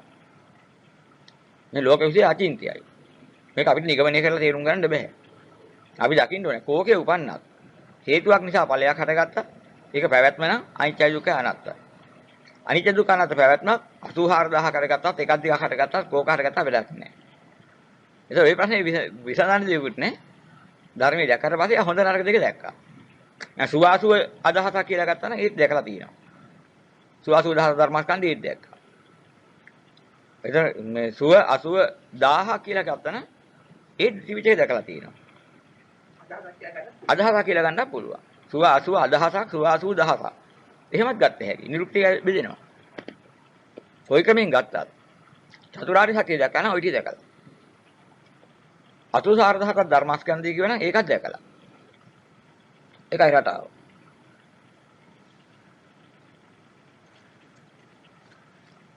දැන් 84000ක් ධර්මස්කන්ධ කොටු වෙන විදිහට කිය තමයි ත්‍රිපිටකය හදා තියෙන්නේ. ඒ දෘෂ්ටි තියෙන්නේ දැන් 62ක් දෘෂ්ටි වලින් ගියාම. දේශරක් මිත්‍යා දෘෂ්ටි අරගෙන බැලුවා. ඒත් ඔයා ගන්න ප්‍රභේද බෙදෙනවා. ඉතින් එක එක විදිහේ පුද්ගලයාගේ දෘෂ්ටි තියෙන්නේ ගති කිව්වේ ඒකයි. 84000ක් ගති ලක්ෂණ නැතුව සත්‍යය ඉන්නවා. කවදා හරි මේ ගතියේ තිබෙන අනිත්‍ය දුක්ඛ අනිත්‍යතාවය දැක්කහම ඒකට ගෝචර නොවිච්ච එකම ගතියක්වත් නැහැ. ඒක දැක්ක දාට ඒ ඔක්කොම ගති අත්හරිනවා.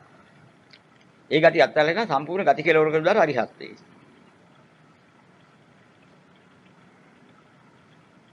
මේ හොඳ එකයි නරක එකයි කියන දෙකම අත්හරිනවා අන්තිමට. නරක එකක් අත්හැරලා හොඳ එකට ඇවිදින්න හොඳ එකක් වැඩක් නැහැ කියලා ඒකත් අත්හරිනවා. ඒක හොඳ එකක් නැහැ නරක එකක් නැහැ. හරි අතුන ආපේට. එතෙන්ට යනකම් අපිට හොඳ එකක් පේනවා. මේට වඩා අරක හොඳයි. මේට වඩා ඒක හොඳයි. ඊළඟට අන්තිමට බලනකොට එකක් හොඳ නැහැ කියන තැනට වැටෙනවා. ආපහු බලනකොට ඔක්කොම නරකයි. අයිකද? හොඳ බලාගෙන හොයාගෙන යනවා.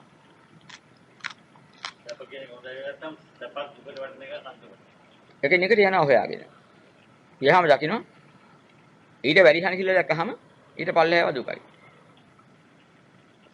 ඔකයි දකින්නේ. දෙව්දත් පෙර බුදුහාමුදුරන්ට බෝධිසත්ව කාලේ හැමදාම වෛලනිකද? ඔව්. එතකොට බුද්ධත්වයේ ලබන ආත්මීත් මේ දෙව්දත් මෙච්චර නපුරු වැඩ කර කොහොමද යාගේ ඥාති ළඟම ඥාතියෙක් වශයෙන් මේ ඉපදෙන්න කොහොමද ඒක මවාපත්තාවක්ද නැත්නම් නෑ මේක හේතුව. දැන් අපි හිතමුකෝ කෙනෙක්ගෙන් පලි ගන්න පුළුවන් ද මූණට මූණ මුරිච්ච නොවි. දැන් අපි හිතමු මං තොට ගහනවා කවදා හරි කියලා කියනවා. මං තොට ගහනවා කවදා හරි කියන්නම් එක්කෙනෙක් ගාල්ලේ ඉපදිලා එක්කෙනෙක් මාතරේ ඉපදිලා දෙන්න මුණ ගැහුණා නම් ගහන්නේකෝ. එක්කෙනෙක් එංගලන්තේ ඉපදිනවා එක්කෙනෙක් ලංකාවේ ඉපදිනවා. දැන් මොකෙන් ගහන්නද? කවදා හරි. තොර කරපේ පලිය මං ගන්නවා තෝකින්. ඈත්ලා හිටිය පලි ගන්න පුළුවන්ද? ඈත්ලා උපන්න කොහොමද පලිය ගන්නේ? ලඟ වෙලාවමනේ පලි ගන්න. පලි ගන්න විදිහක් නැහැ නේද? ඔව්. දැන් බලමු දැන් එපා වුණයි කියලා නැහනේ. දැන් හතුරෙක් කියනවා. අල්ලපු ගෙදර එක මගේ පරම හතුර. මට ඔක හැට පේන්න බෑ. දැන් පේන්න බෑ කිය අස්සෙන් මුලින් උදි හැබිකම් කරලා බලන්නේ නැද්ද? ඌ මොකද කරන්නේ කියලා? අද නෑනේ අර ඌ ගෙදර. කොහෙ ගියාද දන්නේ. උදේ ඉඳන් රැ වෙනකන් උදි හැමයි බලන්නේ. කියන්නේ මොකද මට ඔක හැට පේන්න බෑ. නම බලන්නේ උදි හැමයි ඌ කොහෙද ගියේ? මොකද කරන්නේ? අහන් අරු යනවා උඩ. මොකටද යන්නේ? බලනවා මොකටද මේ? මට ඔක පේන්න බෑනේ කිය උදි හැම බලනවා. ඒ පේන්න බැරියට කැලි හොයන්න බෑ උදි හැම බලන්නේ. ඒ ස්වභාවය ඒකයි. මේ හතුරගෙන් අහක් වෙන්න බෑ කවදාවත්. හතුරා පේන්න බෑ කිය හතුරට හතුරුකම් කරන්න ඌදියා බලා ඉන්නකම් ඌ ළඟම එනවා. ඔකයි ක්‍රමය. කොතේ කිව්වා හතුරගෙන් මිදෙන්න බෑ. හතුරා එපා නම් අත්හරින්න ඕනේ. හතුරා එපා නම් ඌගේ හතුරගේ තියෙන අඩුපාඩු පස්සේ යන්න ගියෝ. ඌ හතුරා එපා කිය අස්සෙම සිංගන්නේ. අන්න අපි හේතුඵල දකින්න ඕනේ. යමකට යමෙක් ලඟ වෙනවා නම් ඒකට හේතු වෙනවාද? ඒ ලඟ වෙන එක කරදරයක් නා. ලඟ වෙන්න තියෙන හේතුව අයින් කරන්න ඕනේ. ඒතරයි අයින් වෙන්නේ. මට ඔක ඇහැට පේන්න බෑ කිය එකගේ වැඩි හොයනවා නම්. උගේ අඩුපාඩු හොයනවා නම්. ඒක ලඟ වෙන මාර්ගයක්. හතුරට ලඟ වෙන මග. ඒක අත්‍යලම තමයි ඉවර. හිතෙම අතරියනම්. මට වැඩක් නෑ. මම ඔයා හොයන්නෙත් නෑ. මට ඕනෙත් නෑ හොයලා. උන්නත් එකයි මලත් එකයි. ඒක සමහරක හිතේ මානසික නැති කරගත්තු දෙයක්. ඔව් මානසිකම තමයි. මොකද මනස හොයන්නේ එහෙමයි. දැන් ලෝකයේ යම් දෙයක් ප්‍රිය ස්වභාවයෙන් යුක්තද මధుර ස්වභාවයෙන් යුක්තද මේ හිතේ ඇලෙනවා. දැන් කියපුවාම මෙතන වචන දෙකක් කියනවා. යම් ලෝකයේ පිය රූපං සාත රූපං. දැන් මේ දෙකටම එක අදහසක් ගන්න හදනවා. නැව මේ ලෝක සත්‍යය ඇලෙන්නේ මේ තණ්හාව කියන එක හටගන්නේ ආශා කරන දේ විතරක් නෙමෙයි. ඒතකොට තණ්හාව කියන එක ඇති වෙනකොට තණ්හාවට එනවා ක්‍රම දෙකකින්. මොකද ගැටෙන්න ප්‍රියයි. ඇලෙන එක මధుරයි. ප්‍රිය මధుර දෙකක් නේද? ප්‍රිය ස්වභාවයේ සාත ස්වභාවයේ කිව්වේ ඒකයි. සාත ස්වභාවයට ඇලෙනවා. ප්‍රිය නිසා ගැටෙනවා. දැන් ප්‍රිය නිසා ගැටෙනවා කිව්වහම ඔක දකින්න ඕනේ. උදේ ඉඳන් රැය වෙනකම් බැන බැන ඉන්නවා. ඒ කවුරු හරි කියනවා බයි නැතුව නිකන් ඉන්නවා. මොකටද බයින්නේ? උඹ කිව්වට ඉන්න පුළුවන්යි. මට ඔක අපින්න බයින්න බයි හිතෙන්නේ. ප්‍රිය නේද? බයින්න ප්‍රියයි. ප්‍රියාප්‍රිය එකක්. මధుර අමధుර තව එකක්. අනේ ඇලෙන පැත්ත මధుරයි. ගැටෙන්න ප්‍රිය නැත්නම් ලෝකයා ගැටෙන්නේ නැහැ. ගැටෙන්නේ ඒක රාසයින්ද. ගැටෙන්න ආස නැත්නම් කේලම් කියන්නේ ආස නැත්නම් කේලම් කියන්නේ අනු බිදවනකොට සන්තෝෂ වෙන්නේ. ඒක සතුටක් තියෙනවා. දුක් දිලා සතුටු වෙනවා. දැන් ඒකත් අසත්පුරුෂ ලෝකේ හැටියා. එහෙනම් ගැටෙන්නේ අකමැත්තෙන් නෙමෙයි. ඒකට ප්‍රියදාවයක් තියෙනවා. ඒකට කියන උපේක්ෂා. සෝමනස කියන්නේ නැහැ. උපේක්ෂාව කියන්නේ ආසන්නයට එක් වෙනවා කියන එකයි. ආසන්නයට එක්ව ආශ්‍රය කරනවට කියනවා උපේක්ෂා. උප කියන්නේ ආසන්නේ. ඒ කියන්නේ එක් වෙනවා. ක්ෂා කියන එක පෙන්නන්නේ උපේක්ෂා. ආශා කියන වචනේ කියන එකට ඇසුර කියන්නේ. ආශ්‍රය කියන එක. ආසන්නයේට එක් වී ඇසුරු කරන්න යමක් කරගත්තොත් උපේක්ෂා. ඒක ප්‍රිය නිසා කරගත්තොත් තමයි සෝමනස්ස වෙන්නේ. ඉන් ආසන්නයට කියලා දුක් විඳිනවා. ඇලෙන්නත් ඕනේ අයින් කරලා තියෙනවා. අන්නේ අයින් කරන්න බෑ. අයින් කරලා. ඔව් ළඟට එනවා. බයින්ඩන් ළඟ වෙනවා. මට ගැහුවට මොකට මට ගැහුවත් මම ඔකට මරාගෙන හරි මැරෙනවා කිය කියනවා. දැන් ආසන්නයට එක් වෙනවනේ. ඇදිලා යනවනේ දෙන්න. ගැටෙන්නත් ලඟ වෙන්න ඕනේ. ඇලෙන්නත් ලඟ වෙන්න ඕනේ. ඈතින් නම් ගැටෙන්නත් බෑ, ඈතින් නම් ඇලෙන්නත් බෑ. ඔය ඔව්. ඒ උපේක්ෂාව කියලා කියන්නේ ඒ වගේ ඇලෙන්නත් ලඟ වෙනවා, ගැටෙන්නත් ලඟ වෙනවා. ලඟ උනේ නැත්නම් මේ දෙකම කරන්න බෑ.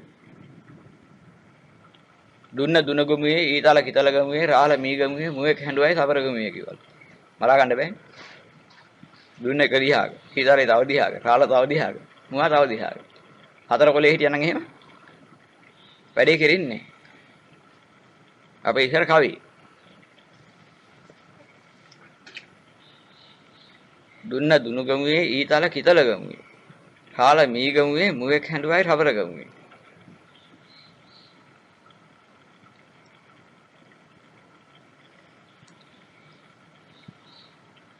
ඉතින් හතර පැත්තට ගියොත් එහෙම ගැටෙන්න විදිහක් නැහැ.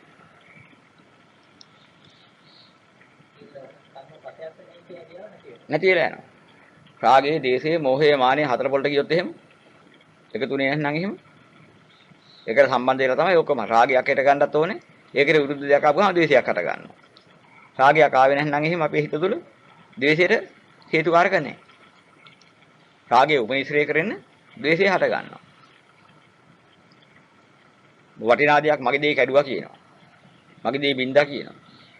ඒ මගේ කියන හැඟීම තියෙනකම් ඒකට විරුද්ධ වෙනකොට ද්වේෂය නැගිනවා.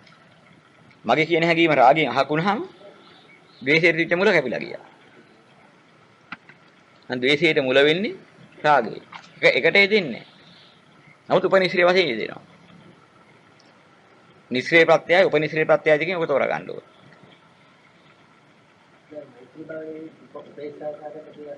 තියෙනවා.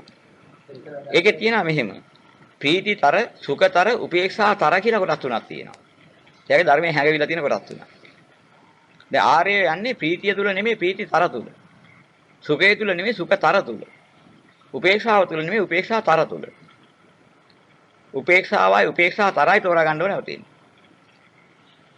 සැප දුක් වශයෙන් දකින්න දුක් උල් වශයෙන් දකින්න උපේක්ෂා වේදනා අනිච්ච වශයෙන් දකින්න. සැප වේදනා දුක් වශයෙන්. දුක් වේදනා උල් වශයෙන්. උපේක්ෂා වේදනා අනිච්ච වශයෙන් දැක්කම වේදනා පිළිසිඳ දැනගත්තා වෙනවා. ඒතර වේදනා නිරෝධ කළ හැකියි. වේදනා නිරෝධ නම් තණ්හා නිරෝධයි, එහෙනම් උපාදාන නිරෝධයි, එහෙනම් භව නිරෝධයි, එහෙනම් ජාති නිරෝධයි, එහෙනම් ජරා මරණ ශෝක පරිදේ ඔක්කොම දුක් වල නිරෝධයි. එහෙනම් ඒ වේදනා එකක් හරි උපේක්ෂා වේදනා තියාගත්තොත් උපේක්ෂා වේදනා උපේක්ෂා ඒකාගතාවෙන් කියන චතුර්ථ ධ්‍යාන ලෝකේ හරි උපදිනවා. යාර භව ගමන ඉවර වෙන්නේ. උපේක්ෂාතර කියන්නේ. ඒක විඳින උපේක්ෂා චෛතසිකේ එතන නැහැ. ඒකාග්‍රතාව චෛතසිකේ නැහැ. සුඛ චෛතසිකෙන් තොර සුවයක් තියෙනවා. ඒකට කියනවා සුඛතර. ප්‍රීති චෛතසික ප්‍රීතියෙන් තොර සුඛයක් තියෙනවා. මේ තොර ප්‍රීතියක් තියෙනවා. ඒකට කියනවා ප්‍රීතිතර. නෑ තව එකක් කියනවා මේ ඒකට නිර්ආමිෂ ප්‍රීතිය. ආමිෂ ප්‍රීතිය කියන එකට චෛතසිකය අවශ්‍යයි. නිර්ආමිෂ ප්‍රීතිය කියන එකට ඒ චෛතසිකයේ විදින සුඛේ නෙමෙයි. චෛතසිකයේ ඉක්මව සුඛය. ඒක නිවන් සුවය. ඔව් සුඛිතතර කියන්නේ ඒකයි. නිවන් සුවයෙන් සුවපත් වීමයි ලෝක සුවයෙන් සුවපත් වීමයි දෙක. නිවන් සුවය කියන්නේ ලෝකේ අත්හැරීමෙන් ලබන විමුක්ති සුවය. ඒකට කියනවා සුඛිතතර. සුඛිත වෙත්තා කිව්වොත් ලෝක සුවය. ඒක සුඛ කියන එක චෛතසිකයෙන් යුක්තයි. ඒක විඳින සුවය. විඳින සුවයක් ලෝක සත්‍යයට පැතුවොත් භවයක්ම පතනවා. අනාතයක්ම පතනවා. ආර්ය අනාතයක් බව දැනගත්තාම මේ විඳින සුවේ අනාතයි කියලා දැනගත්තාම පංචකාම සුවේ විඳින සුවය. පංචකාම සුවේ ලෝක සත්‍යය අධිෂ්ඨානය කරනවා නම් ඉන්න. ඒ බුද්ධිලා එතන නම් ඒක පරමාර්ථය ඒක නා. ඒ බලාපොරොත්තු වෙනනම් කරන්නේ. ඒක මුලාවක්. අවිද්‍යාව සහගත පැතුමක්. අවිද්‍යාව පැතුම කොයි වෙලාවකවත් අරගන්නේ නැහැ ආර්යෝ. ඒකේ යම් උපනිශ්‍රයක් ගන්න පුළුවන් නම් ඒ හේතුවර ඒක ගන්නවා. සීල විසුද්ධිය සඳහා ශාසනයේ මහණුනේ මොකද? සීල විසුද්ධිය සඳහා කියලා කියන්නේ. ඇයි සීල විසුද්ධියට? කතේ. ඒ චිත්ත විසුද්ධියට උපනිශ්‍රේ වෙන්න නිසා කියන්නේ. මේ චිත්ත විසුද්ධිය මොකද? ditthi විසුද්ධියට හේතු වෙන්න නිසා කියන්නේ. ditthi විසුද්ධිය මොකද? කාංකා විතරන විසුද්ධියට හේතු වෙන්න නිසා කියන්නේ. එහෙමත් උත්තර දෙන්න ක්‍රමයක් තියෙනවා. කාංකා විතරන විසුද්ධිය මොකද? මග්ගා මග්ග ඥාන දර්ශන විසුද්ධියට කියන්නේ. මග්ගා මග්ග ඥාන දර්ශන විසුද්ධියට යන්නේ මොකද? පටිපදා ඥාන දර්ශන විසුද්ධියට කියන්නේ. පටිපදා ඥාන දර්ශන විසුද්ධියට යන්නේ මොකද? ඥාන දර්ශන විසුද්ධියට කියන්නේ. ඥාන දර්ශන විසුද්ධියට යන්නේ මොකද? දුක්ඛ නිරෝධ කරන්න කියන්නේ. ඒත් කියන්නේ නිවනට. ඉතින් ඒ වගේ එකින් එකට යන ක්‍රම තියෙනවා. ඉතින් යමෙක් පින් කරන්නේ මොකද? ආංගික තර්කණයෙම යන්න ඕනේ. අනුපූර්ව යන්න ඕනේ. ආයුවන් සබල ප්‍රඥා පහල කරන්න කියන්නේ. ආයුවන් සබල ප්‍රඥා මොකද? දහම අවබෝධ කරගන්න ඒක නැතුව බැරි හින්දා කියන්නේ. දහම අවබෝධ කරන්නේ මොකද? විමුක්තිය සඳහා කියන්නේ. විමුක්තිය මොකද? සසර දුක් කෙලවර සඳහා කියන්නේ. ක්‍රමයක් තියෙනවා. අන්න ඒ ක්‍රමයට පින් කළොත් ඒවට කියනවා ආර්යයන්ට ගැලපෙන අර සුමනා සූත්‍රයේ කියු සුමනාවනි දන් දිය යුතුමේ පින් කළ යුතුමේ දෙවියන් වන්ටත් මිනිස්සු වන්ටත් ශ්‍රමණ වූවන්ටත් ශ්‍රමණ නිවන් අවබෝධ කරන තුරු පින උපකාර වේ. සුමනාවනි දන් දිය යුතුමේ පින් කළ යුතුමේ. කියන්නේ ඒකට. ඒක නිවන්ට උපකාර වෙනවා. ලෝකේ සුව හොයන්න උපකාර වෙනවා. ලෝක සුවේට. ඒක අනාත වෙනවා. ඒක අවිද්‍යාව නිගමනය. අරක කුසල මූල නිගමනය. අලෝභ සමෝහ නිගමනය. අලෝභ අධේ සමෝහයෙන් ගිහිල්ලා ලෝභක්ෂේර, ද්වේෂක්ෂේර, මොහක්ෂේරපත් වෙනවා. ඒක නිවන් මාර්ගය. යා පින් හොඳද නරක දැහුවොත්. එහෙම අපි නිගමනය කරන්න බෑ. යම් පින නිවන්ට උපනිශ්‍රේ වෙනවා නම් ඒක හොඳයි. පින හොඳින්ද නෙමෙයි. වලේ වැල්ලා ඉන්න මිනිහට ලිඳේ වැල්ලා ඉන්න මිනිහට කුණු ගෑවිලා තියෙන කඹේ ආධාර වෙනවා නම් එයාට ඒ කඹේ හොඳයි. මොකද වලින් ගොඩ එන්නේ. නැන අර මඩ වලින් නැන ලිඳෙන් ගොඩට එන්නේ. ඒක හොඳින්ද ඒක läගලා ඉන්න නෙමෙයි. අන්න ඒ වගේ පිනත් හොඳයි. මොකටද? නිවන් අවබෝධ කරගන්න ආධාර කරගන්න. ඔය ක්‍රමෙට දකින්න ඕනේ.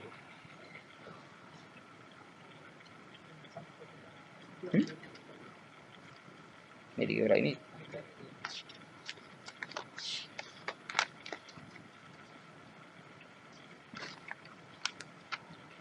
ආර්ය අෂ්ටාංගික මාර්ගයේ වැඩිවීමට ප්‍රවිෂ්ඨ විය යුතු ආකාරය පහදා දෙන්නේ. ආර්ය අෂ්ටාංගික මාර්ගයේ වැඩිවීමට ඉස්සෙල්ලාම දැනගන්න යදානිච්ඡං තන් දුක්ඛං යන් දුක්ඛං තදනත්තා කියන මෙන්න මේ දහම්. අනිච්ච දුක්ඛ අනාත්ත තේරුම් ගන්න ඕනේ. ඔතෙන්ට තේරුම් ගන්න තාකල් ආර්ය අෂ්ටාංගික මාර්ගයේ වැඩිවීමට මූල ධර්මයේ නැහැ. සම්මා දිට්ඨිය කියන මූල ධර්මයේ පහල කරන්න හේතුන්නේ. දුක්ඛේ ඥානං දුක්ඛ සමුදය ඥානං දුක්ඛ නිරෝධේ ඥානං දුක්ඛ නිරෝධගාමිනී පටිපදා ඥානං අයං උච්චති වික්කවේ සම්මා දිට්ඨිය කියපු. මෙන්න මේ සම්මා දිට්ඨියට එන්න ඕනේ.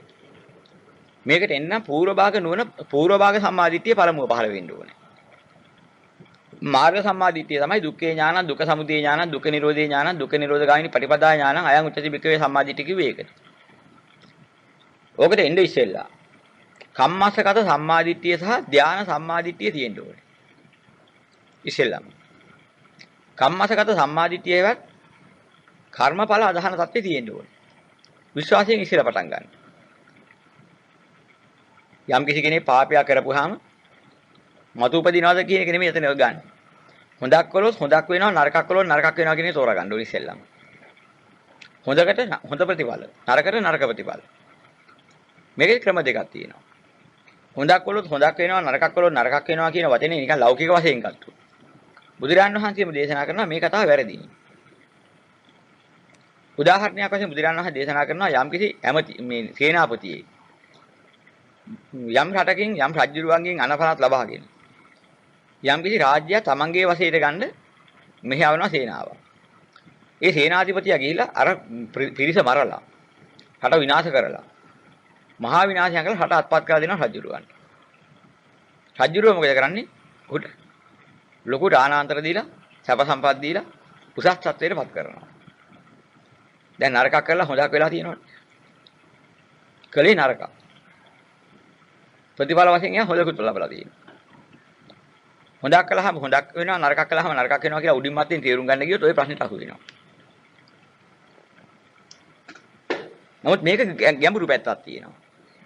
ඔහුට ඒ වෙලේ හොඳක් පෙරුණාට ඔහු කරගත්ත අපරාධයට ඔහු වන්දිගවන්න වෙච්ච දාට අර කරන කලට පව මීරිය මීසේ විදින කලට දුක් දැඩි වෙයි ගිනිසේ කිව්වෙතෙන්ට වැටෙනවා. ප්‍රාණඝාත කළා හටක් අරගෙන ඕන අවුරුදු කීයක් ජීවත් වෙනවද? එයා රජුරුවන්ගේ අවිද්‍යාව සහගත නිගමනයේ ඇති පුද්ගලයන් අතර අසත්පුරුෂයන් අතර තැනක් අරගෙන. ඒ ජීවිතය ගත කරලා ඒ ජීවිතයේ අවසානයේදී අතරමං වෙච්ච වෙලාවට. විපාකේ එන වෙලාවට. දුක් විපාකේ. කරපු කර්මයේ විපාකේ එන වෙලාවට. රජුරුවන්ට පුළුවන් කමක් නැහැ අපායෙන් ගොඩ ගන්න. ඔහු තිරසනෙක් යාව පදින්න තියෙනවා. අපාගත වෙන්න තියෙනවා. ප්‍රේතයෙක් හෝ වෙන්න තියෙනවා. යක්ෂයෙක් හෝ වෙන්න තියෙනවා. ඒකෙන් ගොඩ ගන්න රජුරුවන්ට බෑ. තමගේ අම්මා තාත්තලාට බෑ, සහෝදර සහෝදරියන්ට බෑ, තමගේ පිරිසටත් බෑ. ඒක තමන් ඒකට යන්න ඕන. අන්න ඒතර කර්මයේ විපාකේ එකක්. කර්ම වලට ප්‍රතිකර්ම තව විදියක්. අසත්පුරුෂ ලෝකේ නරක කර්ම වලට හොඳ ප්‍රතිචාර තියෙනවා. හොඳ කර්ම වලට නරක ප්‍රතිචාර තියෙනවා. දැන් අසත්පුරුෂ ලෝකයේ බුදුරජාණන් වහන්සේ ඉහළම හොඳ කර්මයක් කරන්න බැස්සා. බහැලා ලෝකයාට මේ මුළු ධහම දේශනා කළා. හැබැයි ලෝකයාගෙන් හම්බුන ප්‍රතිචාර අන්තිම නරකයි. අහං නාගෝ සංගාමේ චාපාතෝ පතිතංසරං අතිවාක්‍යං තිතික්කිසං දුස්සීලෝහි බහුජ්ජනෝ. මේ දුස්සීල බොහෝ ජනයාගේ ලැබෙන්නා වූ නොයෙක් වචන නැමැති ඊපහරවල්. මේ දහම් සංග්‍රාමයේ බහැලා යන මට ලැබෙනවා. හරියට සංග්‍රාමයට ගිය ඇතෙකුට හැම පැත්තෙම ඉන්නේ ඊපහරවල් කාගෙන ඉදිරියට යනවා වගේ. මමත් ඒ ඔක්කොම සැරපහරවල් කාගෙන ඊපහරවල් කාගෙන ඉදිරියට යනවා. නෑ හොඳක් හම්බුනේ නෑ. හොඳ හම්බුනේ බොහොම ටික දෙනෙක්ගේ. අසත්පුරුෂ ලෝකයාගෙන් හම්බුනේ වැඩි හරියක් වචන නැමැති ඊපහරවල්. අනුම් බැනු. නිന്ദා පහත. ඕන් එනවා මායාකාරී මිනිහෙක් දොට්ට බසවන්න එපා. ඔය කාලකන්ණි ආපුවාම අපේ ඉන්න පිරිස අරගෙන යනවා. මායාකාරී කොහෙ ඉන්නේ? පවුල් අනාථ කරන එකක ඉන්නේ කියලා ඒගොල්ලෝ කෑ ගහනවා. යෝගීන් කෑ ගහනවා. ඔය මහා උච්ඡේදවාදී ආත්මය විනාශ කරන්න වෙන්නේ. එයාට අහු වෙන්න එපා ආත්මය විනාශ වෙනවා. ඒගොල්ලෝ එහෙම කෑ ගහනවා. ඉතින් ඒ වගේ ලෞකික ලෝකයේ බැහැගත්තු පුද්ගලයා අවිද්‍යාවෙන් ඉඳගෙන ওই තීරණ ගත්තා. හරිනේ බුදුරණන් වහන්සේට අපවාද කළා. බුදුරණන් වහන්සේ සියල්ල පිළිගත්තේ නැහැ. නිවනට මිනිසු බයයි. ජීවත් වෙන්න කැමතියි. කොහේ හරි සැපසේ ඉඳ తీරුවත් ඒක තමයි විමුක්තිය හැටියට සැලකුවේ. සැපසේ ඉඳ තැනක් නැහැ කියනකට කැමති නැහැ. ඒක ලෝකයාගේ හැටි. අද උනා කිව්වොත් අත්හැරීමේ සැනසීම තියෙන කිව්වොත් කවුරු පිළිගන්නේ කී දෙනා ඒක නා. අපි ගන්න එහෙම එකක් නෙමෙයි. අපිට දීපොළ ඉඩ කරන් හරි හම්බ කරගෙන යාන වාහන අරන් සුඛෝභෝගී ජීවිත අවසමියන් එක්කලා වශයෙන් ජීවත් වෙලා ඉන්න. මෙන්න මෙහෙම සුඛ ජීවිතයක් ගත කරන්න ක්‍රමයක් නැහැ. ඒකයි විමුක්තිය හැටියට මේ සාමාන්‍ය ලෝකයා සලකන්නේ. ඒකයි මාර්ග හොයන්නේ. ඕවා වැඩක් නැහැ කිව්වොත් එහෙම ඔකට තරහයි.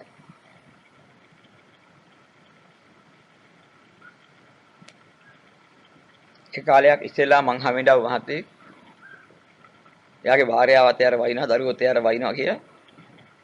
ඉතින් යන්න කියනවා. කියලා ඉතින් මට කිව්වා එහෙම එකක් වෙලා තියෙනවා. මම ඉතින් මට එහෙම එකක් කිව්වනම් එහෙමලා කියනවා මං අරගෙන ඉක්මනට යනවා. කොච්චර හොඳ එහෙම කියනවා. හරි ලේසි නෑ පැවිද්දට යන්න හරි ලේසි. වයසත් හොඳයි. ඉතින් පැවිදි වෙන්න. කොච්චර වාසනාවක් ලබා දෙන කොච්චර හොඳ කියලා මම කිව්වා. ඉතින් ඒ වෙලේ හද නැතුව ගිහිල්ලා මම ගියේ වෙන එකකට මට කිව්වේ වෙන එකක් කියලා මට දොස් කිව්වා. දොස් කියලා පිස්සා වුණා. ඉස්සරහ අඬන ආයි සැරයක් ආවා. ඒ තමයි ඉන්නේ උපාසක මහත්තයා. ඉස්සෙල්ලාම හම්බෙච්ච දවසේ. දැන් අවුරුදු 15 කට විතර ඉස්සෙල්ලා.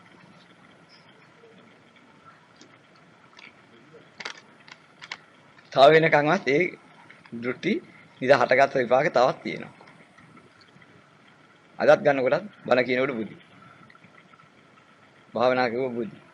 හරි ඕනකම තියෙනවා නිවන් දකින්න. ඒ වුණාට බෑ.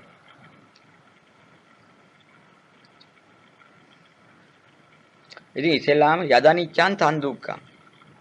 යමක් කැමැතිසේ නැද්ද ඒක දුකයි. ඔක යථාර්ථයෙන්ම ගන්න ඕනේ ඒකයි. යමක් ඉතිරි නැද්ද ඒක දුකයි කියලා ගත්තාම අපිට යථා ධර්මයේ ඉන්නේ නැහැ. යමක් කැමැතිසේ නැද්ද ඒක දුකයි. කැමැතිසේ තියනවා නම් දුක නැහැ. කැමැතිසේ නැති නිසාමයි මේ දුක තියෙන්නේ. එහෙනම් කැමැතිසේ තියෙන දෙයක් ලෝකේ හොයන්න නැහැ. කොච්චර හොඳයි කියන ඒවා කැමැතිසේ නැහැ. නරකයි කියන ඒවා එනවට කැමැති නැහැ. නමුත් එනවා. හොඳයි කියන ඒවා ගෙවෙනවට කැමති නැහැ. නමුත් ගෙවෙනවා. දැන් දෙකටම කැමති නැහැ. දුක සැප දෙකේම හැටි ඒකයි. කැමැතිසේ නැති දුක එනවා. කැමැති සැප යනවා. ලෝකේ හැටි ඔච්චරයි. දැන් මුළු ලෝකෙම හැදලා තියෙන ඔය තුල. එහෙනම් ලෝකේ දුකයි කියලා දකින්නේ ඔතනින්. යමක් කැමැතිසේ නැද්ද ඒක දුකයි. යමක් කැමැතිසේ නැත්නම් දුක නම් ඒවා අනාතයි. ඒක අනාතයට පිළිලක් මිසක් හැනසිල්ලක් ඒකේ නැහැ. ඔන්න ඕක හරියට දැනගත්තා නම් එදාට අනාත ලෝකේ ඉන්න මම ගන්න තීරණය මොකද්ද? ලෝකේ අනාතයි කියලා දැක්කා. එහෙනම් මොකද්ද නාත? ලෝකේ තුල අනාත මිසක් නාතයක් නැත්නම්. ලෝකේ අත්හැරීම වැලී මිදී යාම හැරෙන්න වෙන නාතයක් නැහැ. නියම තීරණයට ආවා. දහම් තීරණේ සත්‍ය තීරණේ. ඔන්න ඔය තීරණේ ඉස්සෙල්ලා ඉන්න ඕනේ. ඔය තීරණේ පිළිහිරපු කෙනෙකුට තමයි බුදුදහම තුලින් ඒකේ මාර්ගය මොකද්ද කියන ප්‍රශ්නේ මතුවෙන්නේ. දැන් මට ඕනේ අනාථයෙන් මිදිලා නාතත්වයට හේවත් අත්තරීමට නොයල්මට මිදීමටපත් වෙන ක්‍රමය මොකද්ද? මෙන්න මේක මට ඕනේ කියලා බුදුරන් වහන්සේ හම් වෙන්නේ. අන් ඊට පස්සේ තමයි ඒක අහන්නේ. ඊට පස්සේ බුදුරන් වහන්සේ නා ඒකට මාර්ගය වෙන්නේ කියලා ආර්ය අෂ්ටාංගික මාර්ගය දේශනා කරනවා.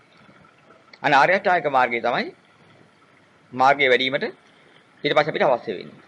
මේ ඔතෙන්ට ආපු නැති කෙනාට බුදුදහම තුලින් විමුක්තියට ආධාර නැහැ. අරගෙන විමුක්තිය ලබන්න ඒකායන මාර්ගයට වැටෙන්න බෑ. රාගක්ෂේට, දේශක්ෂේට, මොහක්ෂේට එන මාර්ගයට වැටෙන්න බෑ.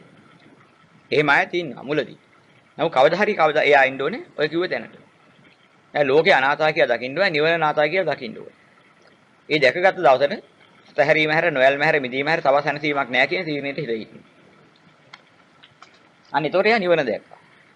රාගක්ෂේ, දේශක්ෂේ, මොහක්ෂේ කිරීමෙන් මිසක් වෙන එකකින් බෑ කියලා ඒකට ධර්ම මාර්ගය අහගන්නවා බුදුරජාණන් වහන්සේගේ දේශනාව. ඒකත් තමයි ලැබෙන්නේ ආර්ය අෂ්ටාංගිකම. එහෙනම් සීල සමාධි ප්‍රඥා කිව්වෙත් ඕකයි. මේ සීල සමාධි ප්‍රඥා වලට 아무තු මාර්ගයක් නැහැ. ওই ටික තේරුම් අරගෙන ওই දහම තුල යනකොට. එයා දන්නවා ගිනි අරගත්තේ රාග දේශ මොහ. නෑ ලෝකේ. ලෝකේ ඇසුරු කළොත් ගිනි. සිසිල් වෙන්න නම්, සීල වෙන්න නම්, සිහිල වෙන්න ඕනේ.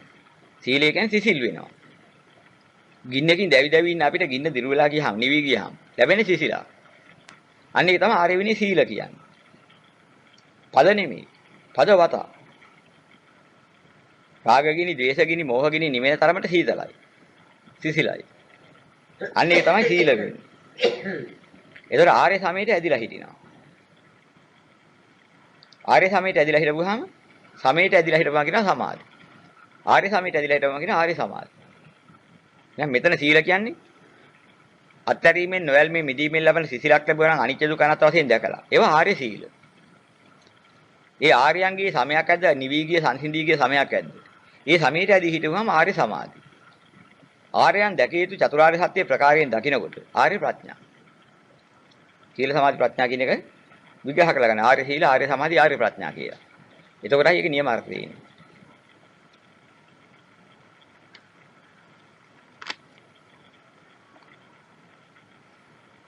පබස්සර මිදම් භික්ඛවේ චිත්තං සංකෝ ආගන්තුකේහි උපකිලේසේන උපකිලිට්ඨං. පබස්සර මිදම් භික්ඛවේ චිත්තං. පබස්සර කියලා කියන්නේ නැවත භවයට සරණ බලාපොරොත්තුවක් නැත්නම් පබ අස්සර කියනවා. පබ කියන වචනේ පෙන්නන්නේ නැවත නැවතත් භවයට වැටෙනවා කියන එකයි.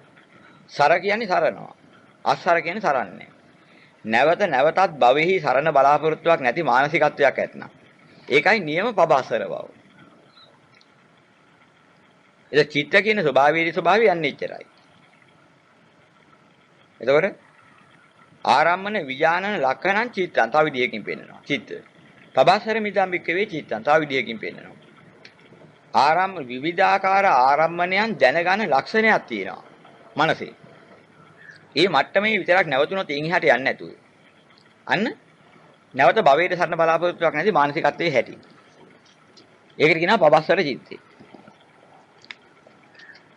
එතන මේ චිත්තේ ආගන්තුක උපකිලේශ කියන්නේ. එතන පටන්ගෙන මනෝ කියන தත්ත්වයට වැටෙනවා. ඒ කියන්නේ චිත්තේ මයින්ඩ් පටන් ගන්නවා. අරක මොකද්ද මේක මොකද්ද කවුද කොහෙද යන්නේ මොනවද මේ ඔය ප්‍රශ්නාර්ථය දාගෙන ලෝකෙම ඉන්නවා. ඔය මයින් මට්ටමට ආපුවාම කියන චිත්ත මනෝ බවට කහට ගන්නුණා. දැන් චිත්තේ වැඩ ගන්නවා. පැවැත්ම තුල. අරක මොකද්ද මේක මොකද්ද කවුද කොහෙද යන්නේ ඕවා පරීක්ෂා කරන්න ගියොත් එයා ජීවත් වෙන්න ඕනේ. ඒ තුල සැරිසරන්න ඕනේ. නැත්නම් ඒවා හොයන්න බෑ. එහෙනම් එයා පවතින්න ඕනේ. එහෙනම් චිත්ත විදිහින් හිටියනම් නොපවතින තැන හිටියනම් නොපවතින පැත්තේ ඉන්න විදිහක් නැහැ. ওই හේතු නිසා පවතින පැත්තට එනවා. ඉතින් අවිද්‍යාව දුරු කරගන්න තාක්කල් මනෝ වලින් බේරෙන්න බෑ චිත්ත වලට. චිත්ත මනෝභාවයටපත් වෙනවා. ආගන්තුක කෙලෙසය. ඒ ආගන්තුක උපක්ලේශ වලින් යලි යලි කිලිටි වෙනවා. මනගන තත්ත්වයට ආපුවාම මනගත් ඒවා තුල. හිත දෙකක් වෙනවා. එහෙනම් ආස්වාද දිනේවා තියෙනවා ආස්වාද නොදිනේවා තියෙනවා. ඒතොර ආස්වාද දිනේවා මනගෙන ඒවේ ඇලෙනවා. ඒවා සමග එක් වෙනවා. අන්න තව ටිකක් අහරගෙන මාන සංකීර්ණ තැනට ආවා. චිත්තවල මනෝ වුණා මානසං වුණා. ඊට පස්සේ ඇලිච්ච දේවල් සමග එක් වෙලා ඉන්න බලනවා. හාද වෙනවා. අර හදයන් කියන තත්ත්වෙට කිල්ටු වුණා. චිත්ත මනෝ මානසං හදයන්. ඒකම පන පොවා ගන්නවා. ඒක බලවත් කර ගන්නවා. පණ්ඩරං කියන තත්ත්වෙට හිත දෝෂය වුණා. දැන් අලුතෙන් එකක් හිත දූෂ්‍ය වුණාට පස්සේ නැති දෙයක් ඇතිසේ මැනගන්න මම මගේ කියන දෙයක් හදාගත්තා. මම කියන එකම පවතින නැති දේවල් වලට මම කිව්වා. මගේ කියන එකම පවතින නැති ලෝකෙට මගේ කිව්වා. දැන් මොකද උනේ? අන්න මැනගත් එකට මන ආයතන කරගත්තා. දැන් අර හදාගත්ත මන අර මුලාවට ආයතන කරගෙන. මනෝ මන ආයතනන් වුණා. මනෝ මන ආයතනන් කියන දූෂිතාවයටපත් වුණා. ඒකම අග්‍ර කරගත්තා. මනි ඉන්ද්‍රියන් වුණා. ඒතකොට මොකද වෙන්නේ? දැන් ඥානයක් නැහැ. ඥානියෙන් කියලා ගයින්නේ ඥානියෙන් තොර දේවල්. විඥාන කියන දෙන්නපත් වුණා. අන්න ඒවා ස්කන්ධයක් වශයෙන් අතීත අනාගත වර්තමාන තුනේම රඳවා ගත්තාම විඥාන ස්කන්ධයත් එක්ක බැඳුණා. අන්න විඥාන ස්කන්ධය හැදුනේ ආගන්තුක උපක්ලේශයන්ගෙන් කිලිටි ගැනීම. කොහොම තමයි හිත කාට ගැන්වෙන ආකාරය. මේ ආගන්තුක උපක්ලේශ වලින් කිලිටි වුණා කියන්නේ විඥාන ස්කන්ධය හා සම්බන්ධ වෙලා ඉන්නකම් පංචස්කන්ධයට සම්බන්ධයි. මොකද විඥාන ස්කන්ධයට සම්බන්ධ වෙනවා නම් රූපස්කන්ධයක් ඕනේ, වේදනා ස්කන්ධයක් ඕනේ, සංඥා ස්කන්ධයක් ඕනේ, සංකාර ස්කන්ධයක් ඕනේ. නැතුව විඥාණයට සම්බන්ධ වෙන්න විදිහක් නෑ. එහෙනම් පංචස්කන්ධයත් එක්ක සම්බන්ධයක් වුණාම දුක්ඛ ස්කන්ධයට සම්බන්ධ වෙලා. දුකින් මිදීමක් නෑ. අන්න කාට ගන්නවට පස්සේ වෙලා තියෙන්නේ. ඉතින් ඒ නිසාම අපිට අතීතයත් මතක් කර කර සන්තෝෂ වෙනවා. අතීතය මතක් කර කර ඒ අනුව අනාගතය ගොඩනගනවා. වර්තමානයේ ක්‍රියාත්මක වෙනවා. ක්‍රියාත්මක වෙමින් ස්කන්ධය තුල ජීවත් වෙනවා. දැන් රූපස්කන්ධය අල්ලගෙන වේදනා ස්කන්ධයට බැඳිලා සංඥා ස්කන්ධයට රැඳිලා සංකාර ස්කන්ධය ගොඩනගමින් විඥාන ස්කන්ධය තුල පවත්වනවා.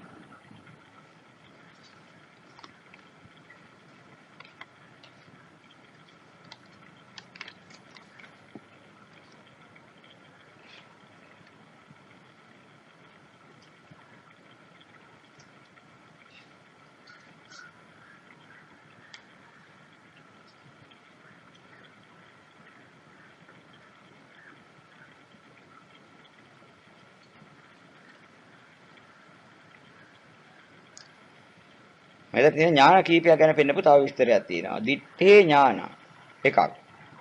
මේ දිත්තේ ඥානං කියන්නේ ඉස්සෙල්ලාම දහම තුලින් මේ අහලා දහම් දකින්න එක. දහම හැටියට දකින්නවා. සුත කියලා කියන්නේ අහනවා කියන එක නෙමෙයි. ඒක දැනුවත් වෙනවා කියන එකයි. ඇසූ දහම් කෙරෙහි යලි යලි සිහි කිරීමෙන් දැනුවත් වෙනවා. දැන් දිත්තේ ඥාන චතුරාර්ය සත්‍ය කියන්නේ මේකයි කියලා බණ අහලා තේරුම් ගන්නවට කියනවා. දහම් දැක්කා. මේක දුකයි කියන්නේ මේකයි. ඒක මට තේරුම් ගන්න පුළුවන්. දුකට හේතුවයි කියන එකත් මට තේරුම් ගත්ත හැකියි. දුක්ඛ නිරෝධයත් මේකයි කියලා වටහා ගත්ත හැකියි. දුක්ඛ නිරෝධ මාර්ගය කියලා මට මේක සැක නැහැ. අනේ දිත්තේ ඥානං වුණා. හැබැයි දැනගත්තට තව අනුගමනය කළේ නැහැ. තව අසුරු කරගෙන ඒතකොට රූප රාග රූප ශබ්ද ගන්ධ රස ස්පර්ශ කියන පංච කාමයන් අසුරු කරගෙන ඉන්නේ මේ. ඉන්නේ ඇද්දි මේක දැක්කයි ඉස්සෙල්ලාම. දැක්ක දේ පිළිබඳව යලි යලි දකින්නකොට ඒ පිළිබඳ දැනුවත් බවට පත් වෙනවා. දැනුවත් බවට පත් වෙනකොට ඉස්සෙල්ලට වඩා දැනීමේ යුක්ත වෙනවා. දැකපු දේ තව ඉක්මවා ඊට වඩා හරවත්ත දකින්නවා. ආයත දකින්න සුතේ ඥාන. ඊට පස්සේ එයා කල්පනා කරනවා. අධ්‍යක්ීම ලබනවා මිදි මිදි. යම් රූපකාමයක් ඇද්ද? කොටසෙන් හරි මිදෙනවා. සද්දකාම, ගන්ධකාම ආදී කොටසෙන් හරි මිදෙනවා. මිදෙන්න යා මිදුණා කියලා දැනගන්නවා. සෝතාපන්න ඵලයෙන් සතර ආපාදුකේ මිදෙන මට්ටමට සම මිදිලා කියලා දැනගන්නවා. කාම ලෝකේ දැඩි කාමයන්ගේ මිදුණා කියලා සකෘදාගාමි ඵලයේ දැනගන්නවා. අනාගාමි වෙනකොට කාමයන්ගේ මිදුණා කියලා දැනගන්නවා. අරිහත්ත්වයටපත් වෙනකොට තුන් භවයේ මිදුණා කියලා දැනගන්නවා. අනේ මිදුණු බව දැනගන්න ඥානෙට කියනවා මුතේ ඥාන. පත්‍යවේක්ඛී ඥාන කියන්නේ ඒක ප්‍රත්‍යවේක්ෂා කරලා දැනගන්න. ඉස්සෙල්ලා මිදෙනවා මිදුණු බව ප්‍රත්‍යවේක්ෂා කරනකොට දැනෙනවා. මං අහවල් විදියට අහවල් මාර්ගය අනුගමනය කරලා අහවල් විදිය අවබෝධය ලබාගෙන මේ කෙලෙස් වලින් මේ ආකාරයේ මිදීමේ සැනසීමටපත් වුණා. මට මෙච්චර තව මිදෙන්න නැතුව මිදෙන්න තියෙනවා. මෙයා දෙන්නේ ප්‍රත්‍යවේක්ෂා ඥානෙ. අර ප්‍රත්‍යවේක්ඛී ඥානං කිව්වේ ඒකයි. ඒකාංශිකා දේශනා පඤ්ඤාත්තේ ඥාන. දැන් තමන් ගියේ මාර්ගයේ තමන්ට ප්‍රත්‍යක්ෂයි. මම මේ බඳු මාර්ගයකින් මේ බඳු විදිහටයි අත්හැරලා ගියේ. ඒවා එක එක විදිහෙන් දකින්නවා. තමන් දැක්කාන්සේ තමන් ලෝකයට ප්‍රකාශ කරලා දේශනා කරනවා. ඒක එකන දැකපු හැටි. සමහර කෙනෙක් මේ ලෝකේ ගිනි වාගේ දකිනවා. ලෝකේ මඩ ගොහරුවක් වාගේ දකිනවා. ලෝකේ අසුචි වලක් වාගේ දකිනවා. එක එකන එක එක විදිහට දකිනවා මේ දැකපු ආකාරය. තමන් දැකපු ආකාරයෙන් තමයි ශ්‍රාවකයෝ විග්‍රහ කරන්නේ. ලෝතර බුදුරන් වහන්සේ ඒ පුද්ගලයාට ගෝචර වෙන ක්‍රමයේ බලලා ඒ ක්‍රමයේ විග්‍රහ කරනවා සියල්ල දත් නිසා. සියලු ඥානිය පූර්ණ නිසා. ශ්‍රාවකින්ට අධ්‍යක්ීම් තියෙන තමන් ගිය මඟ ගැන. බුදුරන් වහන්සේට අධ්‍යක්ීම් තියෙනවා සියල්ල ගැන. දැන් ඒ බුද්ධලයා ඉන්නේ කොතනද? ඒ බුද්ධලයාට මේ රාගයේ කුමක්සේ වැටහුණොත් මේකෙන් මිදෙනවාද? ඒක දකින්නවා. ඔහු ඇසුරු කරපු දේ තුලින් තමයි උපමා ගන්න. දැන් ගිනි දෙවියන් ගින්දර පුදලා ගිනි පුදමින් හිටපු අර ආලා මේ ඉස්සෙල්ලා ඉර උරුවෙල් කාශ්‍යප නදී කාශ්‍යප ගයා කාශ්‍යප කියන අය ගිනි දෙවියන් පුදමින් හිටපු අය. ඒගොල්ලෝ දකිනවා ගින්නට දාන දේවල් අලු වෙන හැටි දර අලු වෙලා යන හැටි නිතර දැකලා හුරු පුරුදු අය. ඉතින් ගිනි අරගත්තාම වෙන්නේ මොකද්ද කියලා ගින්දරේ ස්වභාවය හොඳට දැකලා හුරු අය. ඉතින් ඒ අයට දේශනා කළා මහන්නේ සියල්ල ගිනි ගත්තේ. ගිනි මුල් කරගෙන. ඇස ගිනි ගත්තේ, රූපේ ගිනි ගත්තේ, චක්කු විඥානය ගිනි ගත්තේ, චක්කු සංපස්සේ ගිනි ගත්තේ, චක්කු සංපස්සජා වේදනා ගිනි ගත්තේ මේ ආදි වශයෙන් විග්‍රහ කරලා. කුමකින් ගිනි ගත්තේද? රාග ගින්නෙන් ගිනි ගත්තේ, ද්වේෂ ගින්නෙන් ගිනි ගත්තේ, මෝහ ගින්නෙන් ගිනි ගත්තේ, ජාති ගින්නෙන්, ජරා ගින්නෙන්, ඔය වගේම මරණ ගින්නෙන්, ශෝක ගින්නෙන්, පරිදේව ගින්නෙන්, දුක් ගින්නෙන්, දෝමනස්ස ගින්නෙන්, උපායාස ගින්නෙන් ගිනි ගත්තේ. මෙසේ 11 ගින්නකින් ගිනි ගත්තේ කියලා මෙහෙම විග්‍රහ කරගෙන ගියා. ඉතින් ගිනි උපමා කරගෙන දැක්කහම අන්න එයාගේ මාර්ගය වුණා. දැන් ඒ අය මොකද කරන්නේ? ලෝකයට බණ කියන්නේ මේ ඔක්කොම එකම ගින්නක් නේ. මේ ඔක්කොම දැවෙනවනේ. ඒ જાතිය. ඒ මඩේ ඉරිලා ඉන්නේ ගොවියෙකුට. ජරා මඩ, දිය කුඩල්ලෝ ඉන්න, එරෙන මඩ වගුරු. ඕවා හොඳට අත්දැකීම් තියෙනවා. එයාට එන කාමයේ මඩ වගුරක් වාගේ. ගියහම එරෙනවා. හරියට මඩ ගෑවෙනවා වාගේ කාමයේ තැවරෙනවා. ජරාවටපත් වෙනවා. හිත දූෂ්‍ය වෙනවා. කාම මඩට උපමා කරලා එයාට දේශනා කරනවා. ඒ මඩ ඇසුරු කරපු අයට ඒ ආකාරයෙන් ආදීනව දකිනවා. මේ වගේ එක විදිහට. එයා ඇසුරු කරපු ආකාරයෙන් තමයි ඒ උපමා කරන්නේ. අන්න ඒකට කියනවා ප්‍රදේශ ඥානයි. ඒකාංශික දේශනා කිව්වේ ඒකයි.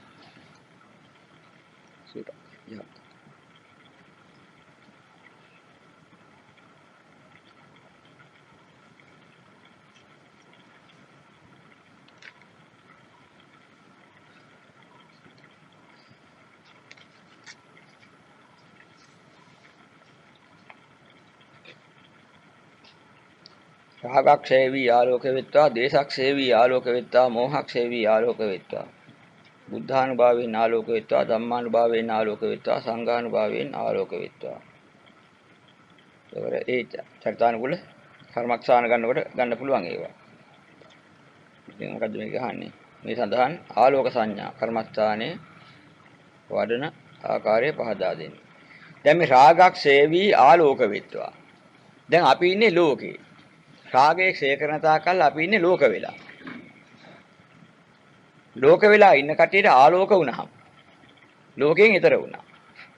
ලෝකයේ තියෙන සම්බන්ධයෙන් ඉවත් වෙනම ආලෝක වෙනවා. ආලෝක වෙච්ච ගති ලක්ෂණය තමයි ආලෝක ගති ලක්ෂණය කිව්වේ. සූපත්. ආලෝක ගති ලක්ෂණයක් ආවුහාම ආලෝක හැඟීම ආපුහාම නේද ලෝකේ අතරන හැඟීම ආපුහාම එයා ලෝකේ නිදහස්. රාගයෙන් නිදහස් වෙනකොට ලෝකයෙන් නිදහස්. ද්වේෂයෙන් නිදහස් වුණාම ලෝකයෙන් නිදහස්. මෝහයෙන් නිදහස් වුණාම ලෝකයෙන් නිදහස්. ආලෝක ගති ලක්ෂණේ තමයි විද්‍යාමානයේ ලක්ෂණය තමයි ස්වභාවික ආලෝකය. මනස ආලෝක වෙනවා. අඳුරු නැති වෙනවා. ආපු දුර අඳුර. ආපු ලෝකේ ආලෝකය. එහෙනම් අපි ආපු ලෝකයක් තියෙනවා. ආවසර බ්‍රහ්ම ලෝකේ ඉඳලා. ඒ ආපු ලෝකේ ඉඳලා ආපු දුර තමයි ආදුර අඳුර. අද ඉන්නේ ආපු දුර මේ. මොනකට අහු වෙලාද? රාගයට අහු වෙලා, ද්වේෂයට අහු වෙලා, මෝහයට අහු වෙලා ඒ තියෙන දුර. ආවසර බ්‍රහ්මකායිකත්වයේ ඉඳලා. ඒ තමයි ලෝක ආලෝකය. ලෝකේ පවතින මට්ටම. ওই මට්ටම ඉක්මවා ගිය ආලෝකය තමයි ආර්ය ආලෝකය. එයා ආවසරත්වයට ඉක්මවනවා. ඒකත් ලෝකයක් කියලා දැනගෙන. අනුපිළිවෙලින් ඒකත් ඉක්මවලා යනවා. දැන් ලෝකයේ සම්බන්ධයෙන් සම්පූර්ණ චන්දරාගයෙන් නිදහස් වෙන්න නියම ආලෝක තත්ත්වෙපත් වෙනවා. මේ නියම ආලෝක ගති ලක්ෂණේ ලෝකයේ විනිවිද පේනවා. හැඟවුන්නේ නැහැ. අඳුරුන්නේ නැහැ. ඒ නිසා ඒ ලෝකයේ ඒ මානසිකත්වයෙන් විවිධත්වයන් දකින්න පුළුවන්. විදර්ශනා වශයෙන් දකින්න පුළුවන්. ඒ වගේ ලෝක ස්වභාවය විනිවිද දකින්න පුළුවන් මානසිකත්වයක් උදා වෙනවා. ඒකේ ස්වභාවය ආලෝකවත්ව දැනෙනවා. අඳුරුන්නේ නැහැ. පේන ආලෝක ස්වභාවයෙන් පේන්න පටන් ගන්නවා. මනස ආලෝකයි. ඉතින් එහෙම දැන් මේකමයි රාගක්ෂේවී ආලෝක වෙත්වා. මේ රාගය කියන්නේ මොකද්ද? රාගයේ අඳුරක්. ඒක දකින්නවා. ඒකේ ස්වභාවය ඇත්ත නැත්ත පේන්නේ. යථාර්ථයේ වැහිලා යනවා. මානසිකත්වයේ අඳුරු වෙලා. මානසිකත්වයේට තීන මිද්දේට අහු වෙලා. ඒ ආකාරයෙන් අඳුරු වෙලා තියෙනවා. මේ රාගක්ෂේවී ආලෝක වෙත්වා කියනකොට රාගක්ෂේ වීමෙන් අත්තරීමෙන් නොයල්මින් ලබන ආලෝක ස්වභාවය මෙනෙහි කරනවා. එහෙනම් ලෝකෙන් ලෝකෝත්තර ස්වභාවය නිවන මෙනෙහි කරනවා. ඔය හැමතැනම ආලෝක කිව්වේ නිවනට. නිවන වැටහෙන ආකාරය ආලෝක. චක්කුං උදපාදි ඥානං උදපාදි පඤ්ඤා උදපාදි විද්‍යා උදපාදි ආලෝකෝ උදපාදි. අන්න ආලෝකයක් පහළ වුණා කියනවා. ඒ කියන්නේ අර දුක පිළිබඳව ඥානීය පහළ වුණාම දහම් පැස පහළ වුණා. ඥානීය පහළ වුණා, ප්‍රඥා පහළ වුණා, විද්‍යා පහළ වුණා, ආලෝකේ පහළ වුණා. අන්න ආලෝකය කියලා කිව්වේ නිවන. නිවි ගියා. අත්තරින් වෙලි මිදී ගියාම ලෝකේ අත්තරී ගියා. අත්තරී ගියාම තියෙන ලක්ෂණය ආලෝක ලක්ෂණය. ඒ මනසත් ආලෝකයි. ඒ ආලෝක ලක්ෂණය ආවේ ආලෝක ගති ගුණේ. ආලෝක ගති ගුණය කියන්නේ ලෝකේ අත්තරපු ගති ගුණය.